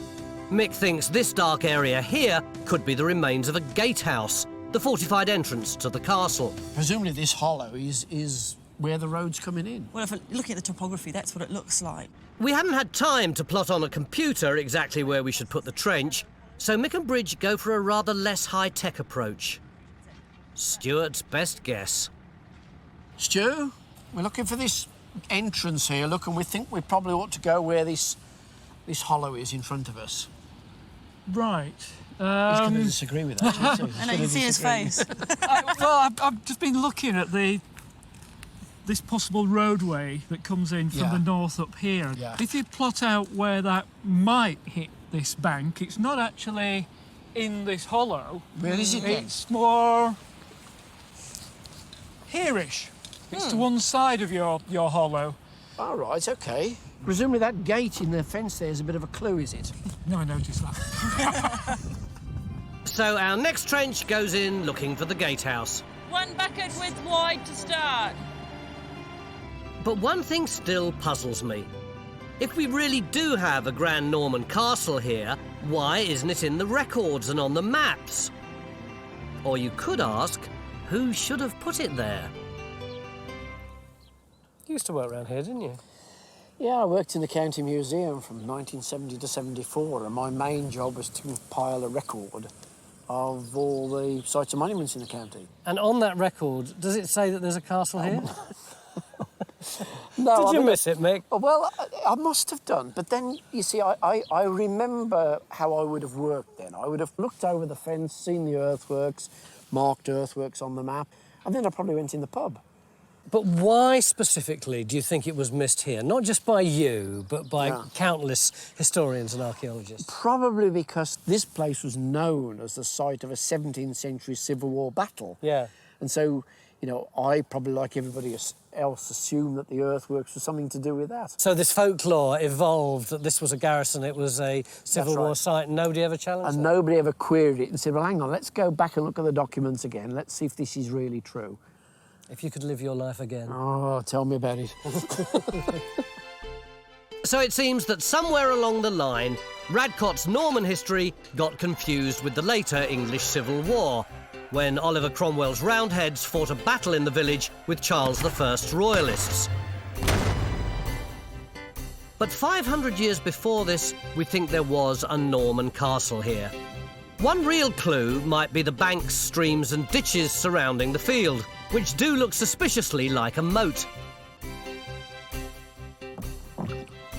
To find out, we've sent Stuart off in a boat along the river at the bottom of the field, and got Henry to take some soil samples to see if the ditches once held any water. But it's in Phil's Tower Trench where we're getting our best archaeology.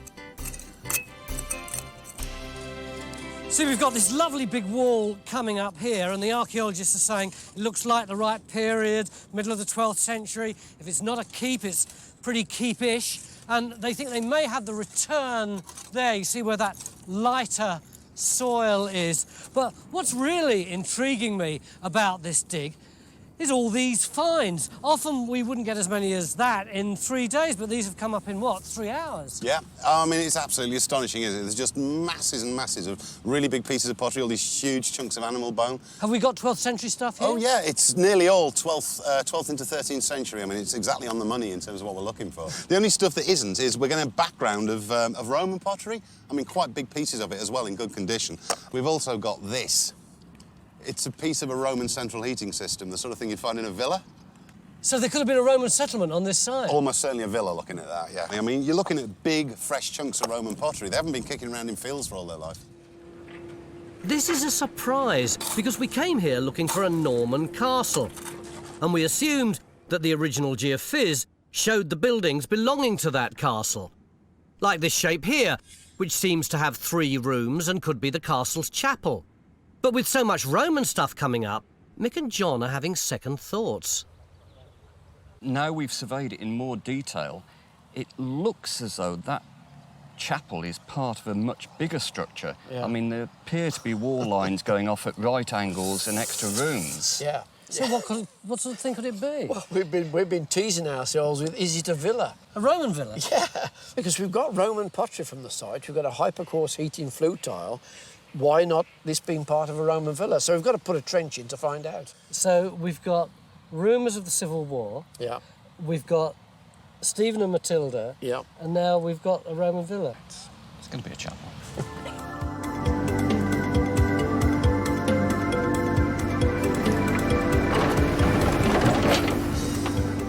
So, chapel, castle or Roman villa?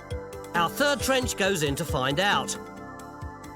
At least things are clearer in Phil's trench, where we're looking for our Norman tower. Phil?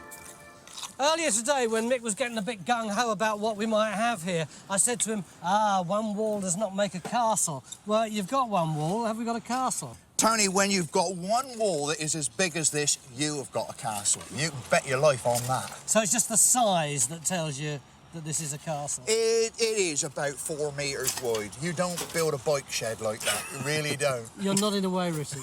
I agree. It's massive, isn't it? And could it be the keep? I think it's got to be. That kind of thickness of wall, it wouldn't be anything else on the side. And, of course, we've got some very, very good dating for it as well. We've got masses of pottery, and all that pottery is 12th and 13th century. That's great news. It looks like we've got our Norman tower with some incredibly thick walls. But so far, it's the only part of the castle we have got, and we really do need to find a few more buildings. Unfortunately, that will all have to wait until tomorrow, because it's almost the end of the day and Stone the Crows fills off to the pub. I know that on Time Team we do tend to get a bit overexcited about some pretty daft things, but this really is something special. It looks as though under the ground here we've got a Norman castle which has been forgotten for centuries. And if that's true, then this is a find of national significance. So far we've got just this one wall of the keep, but according to the geophys, it goes out to here and up this way and then along there. But what's so tantalising about the geophys is this. This is the keep here, and as we go deeper, something starts to appear in the middle here, and it gets bigger and bigger and bigger, and whatever it is right underneath here, these bamboo poles, and it's going deeper and getting curiouser and curiouser. What is it? We'll find out tomorrow. Beginning of day 2 here at Radcott in Oxfordshire, where we seem to have discovered a previously unknown Norman castle. This is the outside here. This, we think, is the wall of the keep with incredibly thick walls. Now I'm on the inside, and this is where you're going to be working today? That's right. I mean, what we hope to do is get some more pottery to sort of really firm up the dating of the destruction of it. I would love to get hold of some floors to actually see when the castle was in use. And I'm really tantalised by that blob in the middle of John's geophysics. But it's not just a blob. I mean, look at the shallower slices. You can actually see this clear line dividing the keep. And I wonder if that's a sort of central wall. It's only when you go deeper into the ground that this blob starts to emerge. Got any ideas of what it might be? Yeah, I think you get these cross walls in these Norman keeps like that, and very often there are a couple of arcades with a big central pillar or something, which is what this could be. But the only way to do it is to have a look at it. That would be something to find, wouldn't it? Absolutely, yeah. If we've got this keep, and now we know what its orientation is, can't we imply where the rest of the castle is, dig it, job done, go home? You're right, there ought to be more around here. There ought to be a hall, private chambers, chapel, barns, all sorts of stuff like that. And some of these marks on the geophysics might be those structures, but actually there's really not enough in the holes we've got at the moment to make a typical sort of castle out of it. Then what could all this stuff be around the edges? I'm beginning to wonder whether a lot of these earthworks aren't related to something later. I think that we're not looking at a one-phase structure. It's not all 12th century. There's something else going on at this end of the site. So what is going on? And why does our castle only seem to consist of a massive Norman tower, which Phil's uncovered in his trench? Norman castles usually have lots of buildings, but neither of our other 2 trenches have found any sign of them so far. Yesterday, Bridge put in a trench looking for the gatehouse. She's found lots of rubble, but it doesn't look as if it belongs to a building. It's a similar story over in Tracy's Chapel Trench. We don't have a Roman villa. In fact, we don't seem to have any sort of building at all. Something odd seems to be going on in this part of the field, where we've got lots of earthwork banks and ramparts. Up until half an hour ago, I thought this big earthwork was part of the Norman castle, but now Mick says it may be something entirely different. Stuart, you're our lumps and bumps man. What's your take on all this? Well, I think we have got an earthwork here of the Civil War period, but not the Stephen and Matilda Civil War, the later Civil War, 17th century, Roundheads and Cavaliers period. So 2 civil wars on one side? It's looking very likely at the moment. That's extraordinary, isn't it? Yeah. Now, we know that Radcott House, you see through the trees, yes, had a royalist garrison in it during the Civil War, and that the Roundheads besieged it for 6 weeks, and that they fight cannonballs, so they needed somewhere to do it from. I think this is a Civil War siege work here. Dug by Oliver Cromwell's men. Yeah, indeed. How does your work tie into that? Well, it matches. If you move up to that north-western corner, see that shape around there is very reminiscent of the bastions where they used to mount the cannon during that period. So does that mean, Mick, that we're not going to be able to find any more of our Norman castle because it's all been destroyed by these later earthworks? Well, I think that's the problem in this half of the field. The trenches we've dug have just got masses and masses of dumped material put in, which reflects these earthworks.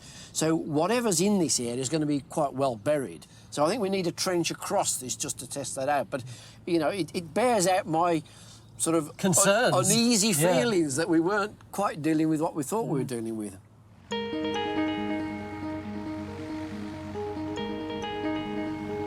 So we put in a new trench to test Stuart's theory that we've got a 17th century Civil War fort buried here. And I'm starting to get a little worried, because if Stuart's right and we do have a fort on this side of the field, then it could have destroyed a lot of our Norman castle.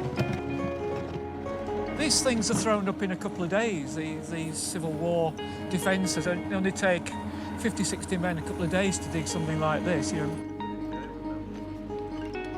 At least Phil's trench is looking good. It's taking him a little longer than he thought to uncover the strange blob in the middle of the tower. But our new 3D geophys model shows that it goes down at least as far as the outer wall. And we're still getting lots of really nice medieval pottery from this trench. God, look, there's a new break, though. Oh, Look at right. that new breaking. That's lovely, isn't it? Oh, look at that, though. Yeah, there you go. Oh, look at that. Isn't that fabulous? Come on, That's then, lovely, tell me isn't it? about that. That's Well, gorgeous. it's real boastful baluster jug. They made them up on the Oxfordshire Buckinghamshire border. It's the classic 13th, 14th century glazed pottery you get in Oxfordshire. So that is like the staircase baluster, the shapely legs sort of things. Yeah, nice tall neck, nice bulbous body, and then going down to a nice sort of tapered foot. It's A whacking grey handle on it, I suppose. yeah, big strap handle, usually with slash decoration on it. Then you get all this applied decoration, rouletted and coloured slips painted on it. Although we know Matilda's army controlled Radcott Castle during the Anarchy of the 12th century, we still don't know who actually built it. So Helen and John have been looking at the records to see if they can shed any light on Radcott's Norman owners. John, given that we're looking for a Norman castle here, do we have any idea who would have owned this area at the time of the conquest? Well, we do know who had Radcott in 1086, 20 years later, because Domesday Book says that it was in the hands of a man called Alfsier of Farringdon. And Alfsier is a very interesting character. He was an Englishman, but he was actually richer in 1086 than he had been at the time of the conquest. How come? Well, William must have trusted him. He was one of a group of English administrators who knew how the country ran, whom William found it worthwhile to support and trust. And so he's one of that select band of English who collaborated and who were built up by William's regime. What about at the time of the Anarchy, at the time of the fight between Stephen and Matilda? Do we know who was here then? We don't know for certain, but it's pretty clear that a lot of Alf's lands went after about 1100 to a man called Hugh of Buckland. Hugh was one of the king's major supporters and henchmen in the Upper Thames area. Now, he died about 1120, but he had a son called William, and it may have been William de Buckland who owned this at the time of the 1142 siege. Just how much of William de Buckland's castle has survived is open to question. Some of these earthwork banks, which we once thought were Roman ramparts, are turning out to be much later. We put a trench in over here to see if Stuart's theory was right and that this big earthwork was actually some kind of defensive structure thrown up by the Roundheads in the English Civil War. How have we got on, Raksha? Well, this trench is everything we've hoped for. Here we have a stone revetment. It's a complete bodge job. They've just thrown it up in about 3 days. What is a revetment? What's this for? A revetment is essentially a holding wall. In the middle, can you see here, there's this loose soil. Yeah. This is the soil that's been brought in. It's garden soil to create a bank. And here we have the revetment on the other side to hold it in. So you've got a load of guys throwing up a wall there, chucking a load of stuff in really, really quickly. Yeah. That's quite compelling, but dating evidence? The dating evidence is perfect. We have this 16th, 17th century pottery, which is at the time of the Civil War. And also, if you come over here, we've actually just found this sweet little horseshoe. You can just imagine a Roundhead trotting on his horse through this field of buttercups. So how do you feel about your trench? This trench has actually been behaving for once. Thank you, Rachel. I do like the idea of a trench behaving itself. We put in another trench over there. We put that in because we've got some intriguing geophys. There was a little structure that seemed to be divided up into three, like three little rooms or something, which Mick originally thought might be a Norman chapel, but then he had a slightly more off-the-wall idea that it could be a Roman villa. Is this trench behaving itself, Tracy? No, not really, no. It's not what we expected. In what way? No stone walls. What have you got? What we have got is these layers here of mortar and small bits of stone. There's wall plaster in there. That's all demolition material from a building. Is that it? Well, no, because cutting through the demolition, we then have robber trenches where the stone walls would have been coming down that way. Would it be fair to say, basically, you have no idea what's going on? No, I think we know what's going on. We just don't know what it means yet. Great. So, while Tracy's trench is still a bit confusing, we are beginning to get a better overall picture of our site. And it looks as if local folklore about the Civil War could be right. Rakshaw's Trench proves that there was an earthwork bank built here in the 17th century, and it seems to have formed part of a much larger fort. It covered almost half the field. How on earth did we miss that one? The northern rampart would have been studded with cannon to fire on the royalists holed up inside nearby Radcott House. The fort probably destroyed a lot of the castle's remains, so we're lucky that Phil's tower was on the other side. But Tracy's Trench is slap bang under one of the ramparts. If there was a chapel there, the fort could have erased all traces of it. 2 by 2. Yeah. But we're not giving up. We've still got one more chance to find another building from the Norman castle. Even though this square-shaped feature on the geophys is underneath the fort, it's showing up really strongly. We're 30 metres away from the main keep. It's on the same alignment. I mean, the thought is, could it be a kitchen, bakehouse, something like that? So Bridge opens a trench to find out what it is.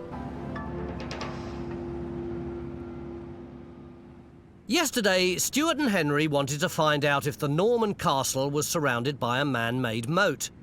But after looking at the river and taking some soil samples, they've discovered it didn't need one. So what you're saying is that basically everything out there is boggy, wetland, that this actually sits up as an island in the middle of all that. That's right, and it's not just in the medieval period. This has been an island since very earliest prehistory, from the coring. The lowest deposits are glacial, so we know that that edge has always been the edge of an island, so people must have been here for, well, since people were in the area. And you think that Matilda, this would have been a perfect place for her to defend and hold up here. It's surrounded by bog and marsh, it's got control the river crossing, control the road north and south. So, as an island, the field would have been an ideal place to put a castle and to defend Radcott Bridge. Why was Radcott so strategically important? You've got to remember the situation in 1142. This is at the height of the war between Stephen and Matilda, and Stephen's on the offensive. Matilda has retreated to Oxford, which is her base at this point, and she's fortified various places along the upper Thames, which are between her and Stephen. So where is Stephen? Stephen's coming from the west, and he's advancing towards the upper Thames area. So what does he do next? Well, the Chronicle of his reign, the Gesta Stephani, says that he attacked the two castles which Matilda had fortified at Bampton and at Radcott, and then the castle at Bampton fell. So the guys at Radcott would have had a problem, wouldn't they? They wouldn't know whether to continue fighting or whether to surrender. Yes, they can see that Stephen's coming soon. They know that his army at the moment is very strong. They've got a hard choice.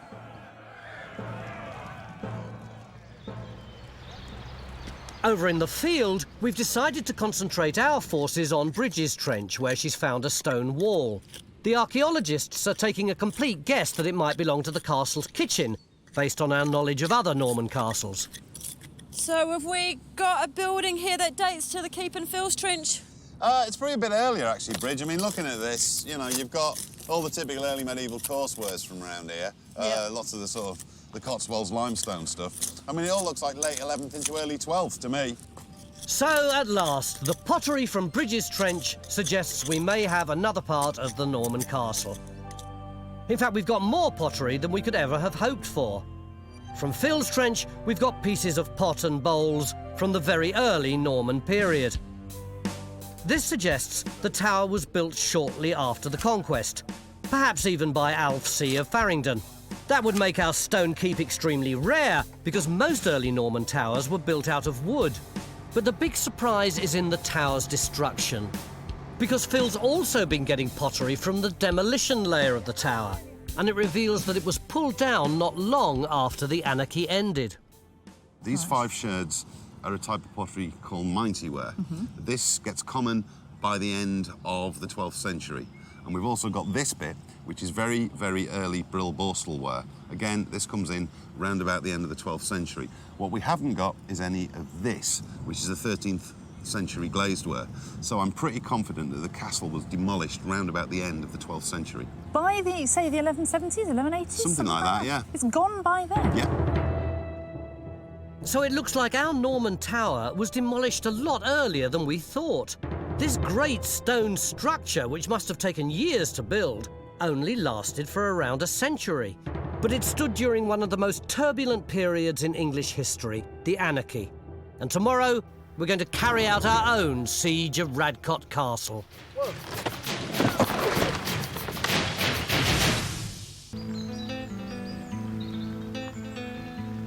Beginning of day 3 at Radcott in Oxfordshire. And although the weather's taken a turn for the worse, we're hoping our luck's about to change. Yesterday, we discovered that a lot of our Norman castle could have been destroyed by the construction of a 17th century Civil War fort. This morning, with just one day left, we're determined to get back on track and find out just how much of Matilda's castle has survived. We've got the main building, the keep, and Phil's been slowly working his way inside it. But in the middle, where we expected to find a big central pillar, he's in fact discovered something rather different.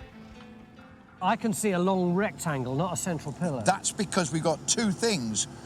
The central thing, which is this, is a really substantial piece of masonry, and I think that that is of the same date, the same build as the castle, and it literally is standing in the middle of the keep to hold the roof up. So it's basically the bottom of a huge column, is it? That's right, and that will probably go right the way down into have deep foundations. But what you've got here is something which has been added on.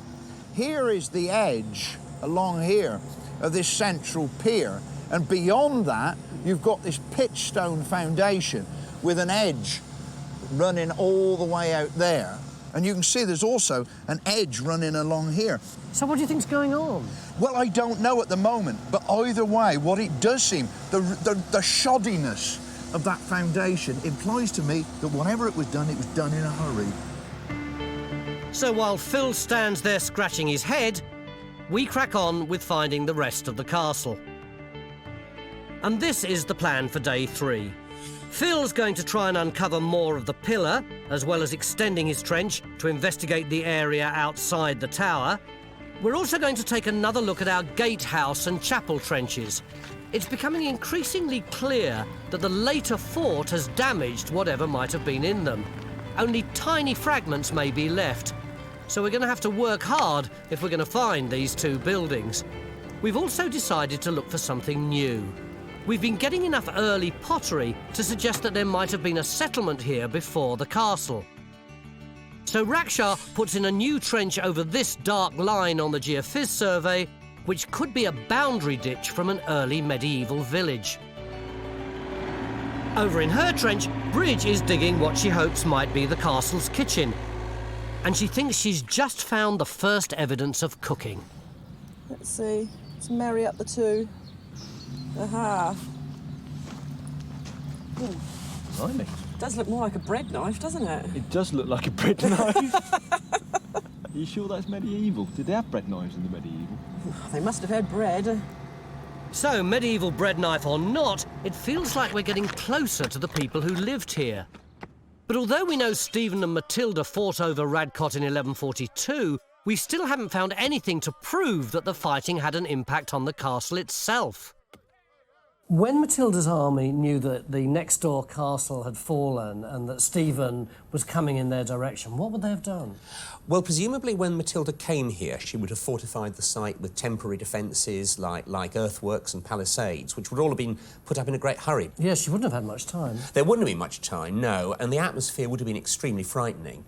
In fact, we get an extremely vivid account of the siege of a small castle in the Chronicle of Stephen's reign, describing the siege of Farringdon, only just down the road, and only 3 years later than this. And this talks about the building of elaborate siege machines around the castle and positioned archers, and then there was a great hail of arrows down onto the castle. Stephen's army was massing and climbing up over the ramparts. It must all have been very frightening. Stuart and Helen are trying to get an idea of what it might have been like for the defenders of Radcott during those dark days. We're going to explore how King Stephen might have attacked the castle with the help of a Norman throwing weapon called a trebuchet. What sort of range would you get from this sort of...? Out of this engine, we've had 150 to 175 metres with a sort of 2 to 3 pound rock. But they fire all sorts of different pieces of material out of it. You'd get bees' nests, hornets' nests, bits of rotten carcass, anything that made the life miserable inside the castle. So what are we going to use in the experiment? We're going to use some very dangerous grapefruit. Why a grapefruit? But it's just nice and safe because there is one drawback to these engines, and that they do misfire. Right. And if it misfires, it's either coming out the back of the engine at head height, which could be quite bad for one of us, or going straight up in the air, which could be quite bad for one of you people. Oh no, right, I'm going to stand well back. Ready? Straighten them up. 3, 2, 1. The grapefruit has landed, and Henry goes off to measure the distance. OK, Henry, how far was that? Right, that was 87 metres. 87 metres, got that. And if you'd like to learn more about medieval siege warfare, you can find out at the Time Team website. Back on site, and it hasn't taken Rackshar long to find evidence for an earlier settlement. She's been investigating these boundary ditches on Roger's original geophys. But just how old they are takes everyone by surprise. They're Roman. Oh, well, that's a turn up for the books. Well, you know, it accounts for a lot of the pottery that we're coming across the site. We've been finding lots of Roman pottery and medieval features, and it does seem to suggest that there must be a Roman settlement underneath the keep. So that solves the mystery of all the Roman pottery we've been getting since day one. It shows that our fields has been used and reused over the centuries. We know it used to be an island surrounded by marshes, which would have made it very attractive to the first Roman settlers. It's also likely that the Anglo-Saxons would have lived here too. And when the Normans arrived here after 1066, they put up a castle here, followed 500 years later by the Roundheads, who built a fort on top of that. But this afternoon's really good news is that the fort hasn't destroyed all evidence of the castle. Bridge has been looking for the castle's kitchen, and at last she thinks she's found it. Is this looking any more like a medieval kitchen? Well, we have found a lot more pot that's got a lot of soot on it. So it looks as though it's been used for cooking, or at least on a hearth. We've also found your doorway. Oh, good. Where's that then? Here it is behind me. You see this brown splodge here? Yep. This is where the door jamb would have been, and it's been robbed away. Right. I'm standing in the actual doorway. Right. This orange material, this looks like the bedding layer for a pathway that's leading straight up towards the keep. Right direction. Yeah. Any idea of date? At its earliest, we have got pottery dating to the early 11th century. Do you think, by looking at the construction of this wall, that you might be able to date it more closely? Although it's quite a narrow wall, the way it's built and the way it's finished is quite a good quality. It's quite similar to the keep, really. The cooking pottery and the earlier bread knife suggest this was indeed a kitchen dating to around the same period as the Norman keep. So it would have served food to the knights and their servants in the castle. It's not quite such good news in our gatehouse and chapel trenches, but it's not as bad as we once feared. The rubble in our gatehouse trench seems to be part of a collapsed wall, which might be the outer wall of the castle. the ditch of the Civil War fort has been cut through it. We haven't found a gatehouse, but the geophysics still suggests we're in the right area. So if it is here, it's probably buried beneath all this, and we just don't have time to take it all out. In Tracy's Trench, we can't say for sure if we have a chapel, but we do have some kind of building. All the stone seems to have been removed from the walls when the building was demolished, and the later fort even erased a lot of the demolition material. What's left is a thin line of stones, which could be a drain. This is all one big piece. I hope I don't break it. Right from day one, Phil's Trench has given us our best preserved part of the castle, the tower. But we now realise just how close it came to being destroyed, because Phil's found a huge ditch just a few feet from the tower, and the evidence suggests it's part of the later fort that wiped out so much of the Norman archaeology. Beautiful. Hey? Look at that. Isn't that amazing, lovely. Isn't that absolutely spot on? It's the standard sort of early post-medieval pottery around here. We call it redware because, I mean, you know, it's like this bright orange fabric. Mid-16th to 17th century, probably more 17th and mid-16th, really. So, Civil War? Certainly brackets of Civil War, yeah, easily. We've also dug up a huge amount of mud from the bottom of that ditch. And thanks to our metal detectorist Dave Tuffery, we've just found something buried there which causes quite a stir. Someone said race over here. What have we got? We got the FA Cup, mate.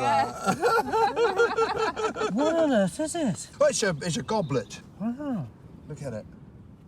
Bridge, what can we say about it? We can see that it's pewter. But what would be nice is if there's some sort of engraving on the base of it or something like that. We might have maker's marks, we could have anything that might date it. Because the goblet's from the Civil War ditch, it probably dates to around the 17th century. Bridge takes a break from digging to see if cleaning it can help us to date it more accurately. But there's one more little mystery to solve: why the tower's central pillar was turned into a wall. And we've called on Richard, our castles expert, for help. Why do you think it might have been built? Perhaps somebody's trying to strengthen this keep for some reason. Perhaps during the Anarchy. So they're building underneath that big timber beam and building a big cross wall. So this might be our first tangible evidence of Matilda's army on this side. Exactly. I mean, I find it a very favourable interpretation. The point is that this foundation is such a rubbish build, it makes it look as though it was put up in a hurry. And this idea of this wall is continued right the way through the keep means that you can effectively divide one keep into two separate keeps. You can defend either of them. At last, after 3 days of digging, we've got what we came here for. Evidence linking this Norman castle to the anarchy of King Stephen and Matilda, maybe even to the siege of 1142. And after looking at the landscape and using our trebuchet, Stuart thinks he's worked out how King Stephen might have attacked the castle. If I was going to besiege this castle, that's where I'd put a trebuchet along that road. Not only have you got, can you lob things into the enclosure from it, but you've also got control of the road itself. You can almost cut off the castle here. So although it's a really strong defensible position because it's surrounded by marsh and so on, if you lost control of those roads, its strength also becomes its weakness because you'd actually literally be trapped in it. You couldn't get out, reinforcements couldn't get in. I mean, you'd be completely stuck in there. Surrounded by water, the defenders would have been trapped with no option but to surrender. So when King Stephen's mighty army arrived, that's exactly what they did. And perhaps to make sure that Radcott was never a problem again, the castle's tower was pulled down soon after the war ended. But never one to let history get in the way of a good story, Time Team is going to imagine what might have happened if they hadn't thrown in the towel. What are you two doing? This looks like a coconut shy. It does, doesn't it? Well, one of the things that they used trebuchets for, to fling over the walls of a castle that was being besieged, with any defenders that they could get their hands on and kill, they would behead and throw the heads back. It's quite revolting, but it seems to have worked. So you two sick people have made some papier-mâché heads? Well, we haven't made them. The children from Farringdon Primary School have made these, but they're just a little bit too light to fire from that, so we set them up as targets instead. That's even worse. So these are now the garrison, and you're going to fire stuff at them? We're going to fire grapefruit at them. You are sick and weird, Helen Geek. Right, lads, are you ready? When I give the signal, let the fruit fly. You ready? This is like it's a knockout. 1, 2, 3.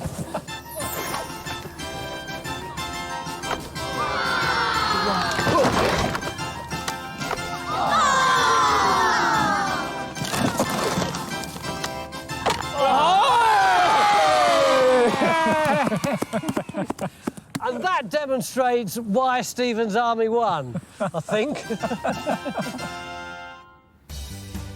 It's been a great 3 days. We now know Radcott was once home to one of the earliest Norman stone castles in England. The main tower was built not long after the conquest in 1066 to defend the important river crossing, perhaps by Alfsea of Farringdon, a local Anglo-Saxon working for the Normans. Inside the tower was a huge central pillar holding up the first floor. This pillar was later turned into a wall, probably to strengthen the castle during the fighting between Stephen and Matilda. The tower would have been surrounded by other buildings. We found a kitchen, and although we can't prove it, there might also have been a chapel and a gatehouse. But the evidence for most of this was destroyed when Oliver Cromwell's Roundheads built a siege fort here in the 17th century. But at least that fort left us with one of the most special, if still rather muddy, finds we've had on Time Team. You quite like this, don't you? Well, I have never seen anything as complete as this. It is just amazing. Have you seen this on the bottom? No. It's a maker's mark. 1WA, IWA? It's IWA, but the I is for a J, I think, almost certainly. And usually this was a husband and wife, and I would guess this is going to be John and Anne. And the W, well, the most common surname is that we have today, beginning with W, is Williams. The trouble is there's an awful lot of common surnames beginning with W, but it is just lovely. It really is a wonderful discovery. And along with all the pottery, it's just one of so many superb finds from the past 3 days. It's intriguing to think that there might be a few more earthworks scattered around the country, hiding secrets like the ones we've uncovered here at Radcott. From Roman settlers to Saxon lords, Stephen and Matilda, not to mention a couple of civil wars, we found evidence of some of the key moments of English history. But what stood out for me about the archaeology has been the debt we owe to all those potters, quietly working away, making their wares for hundreds of years, enabling us, thank goodness, to put dates to the real history of Radcott.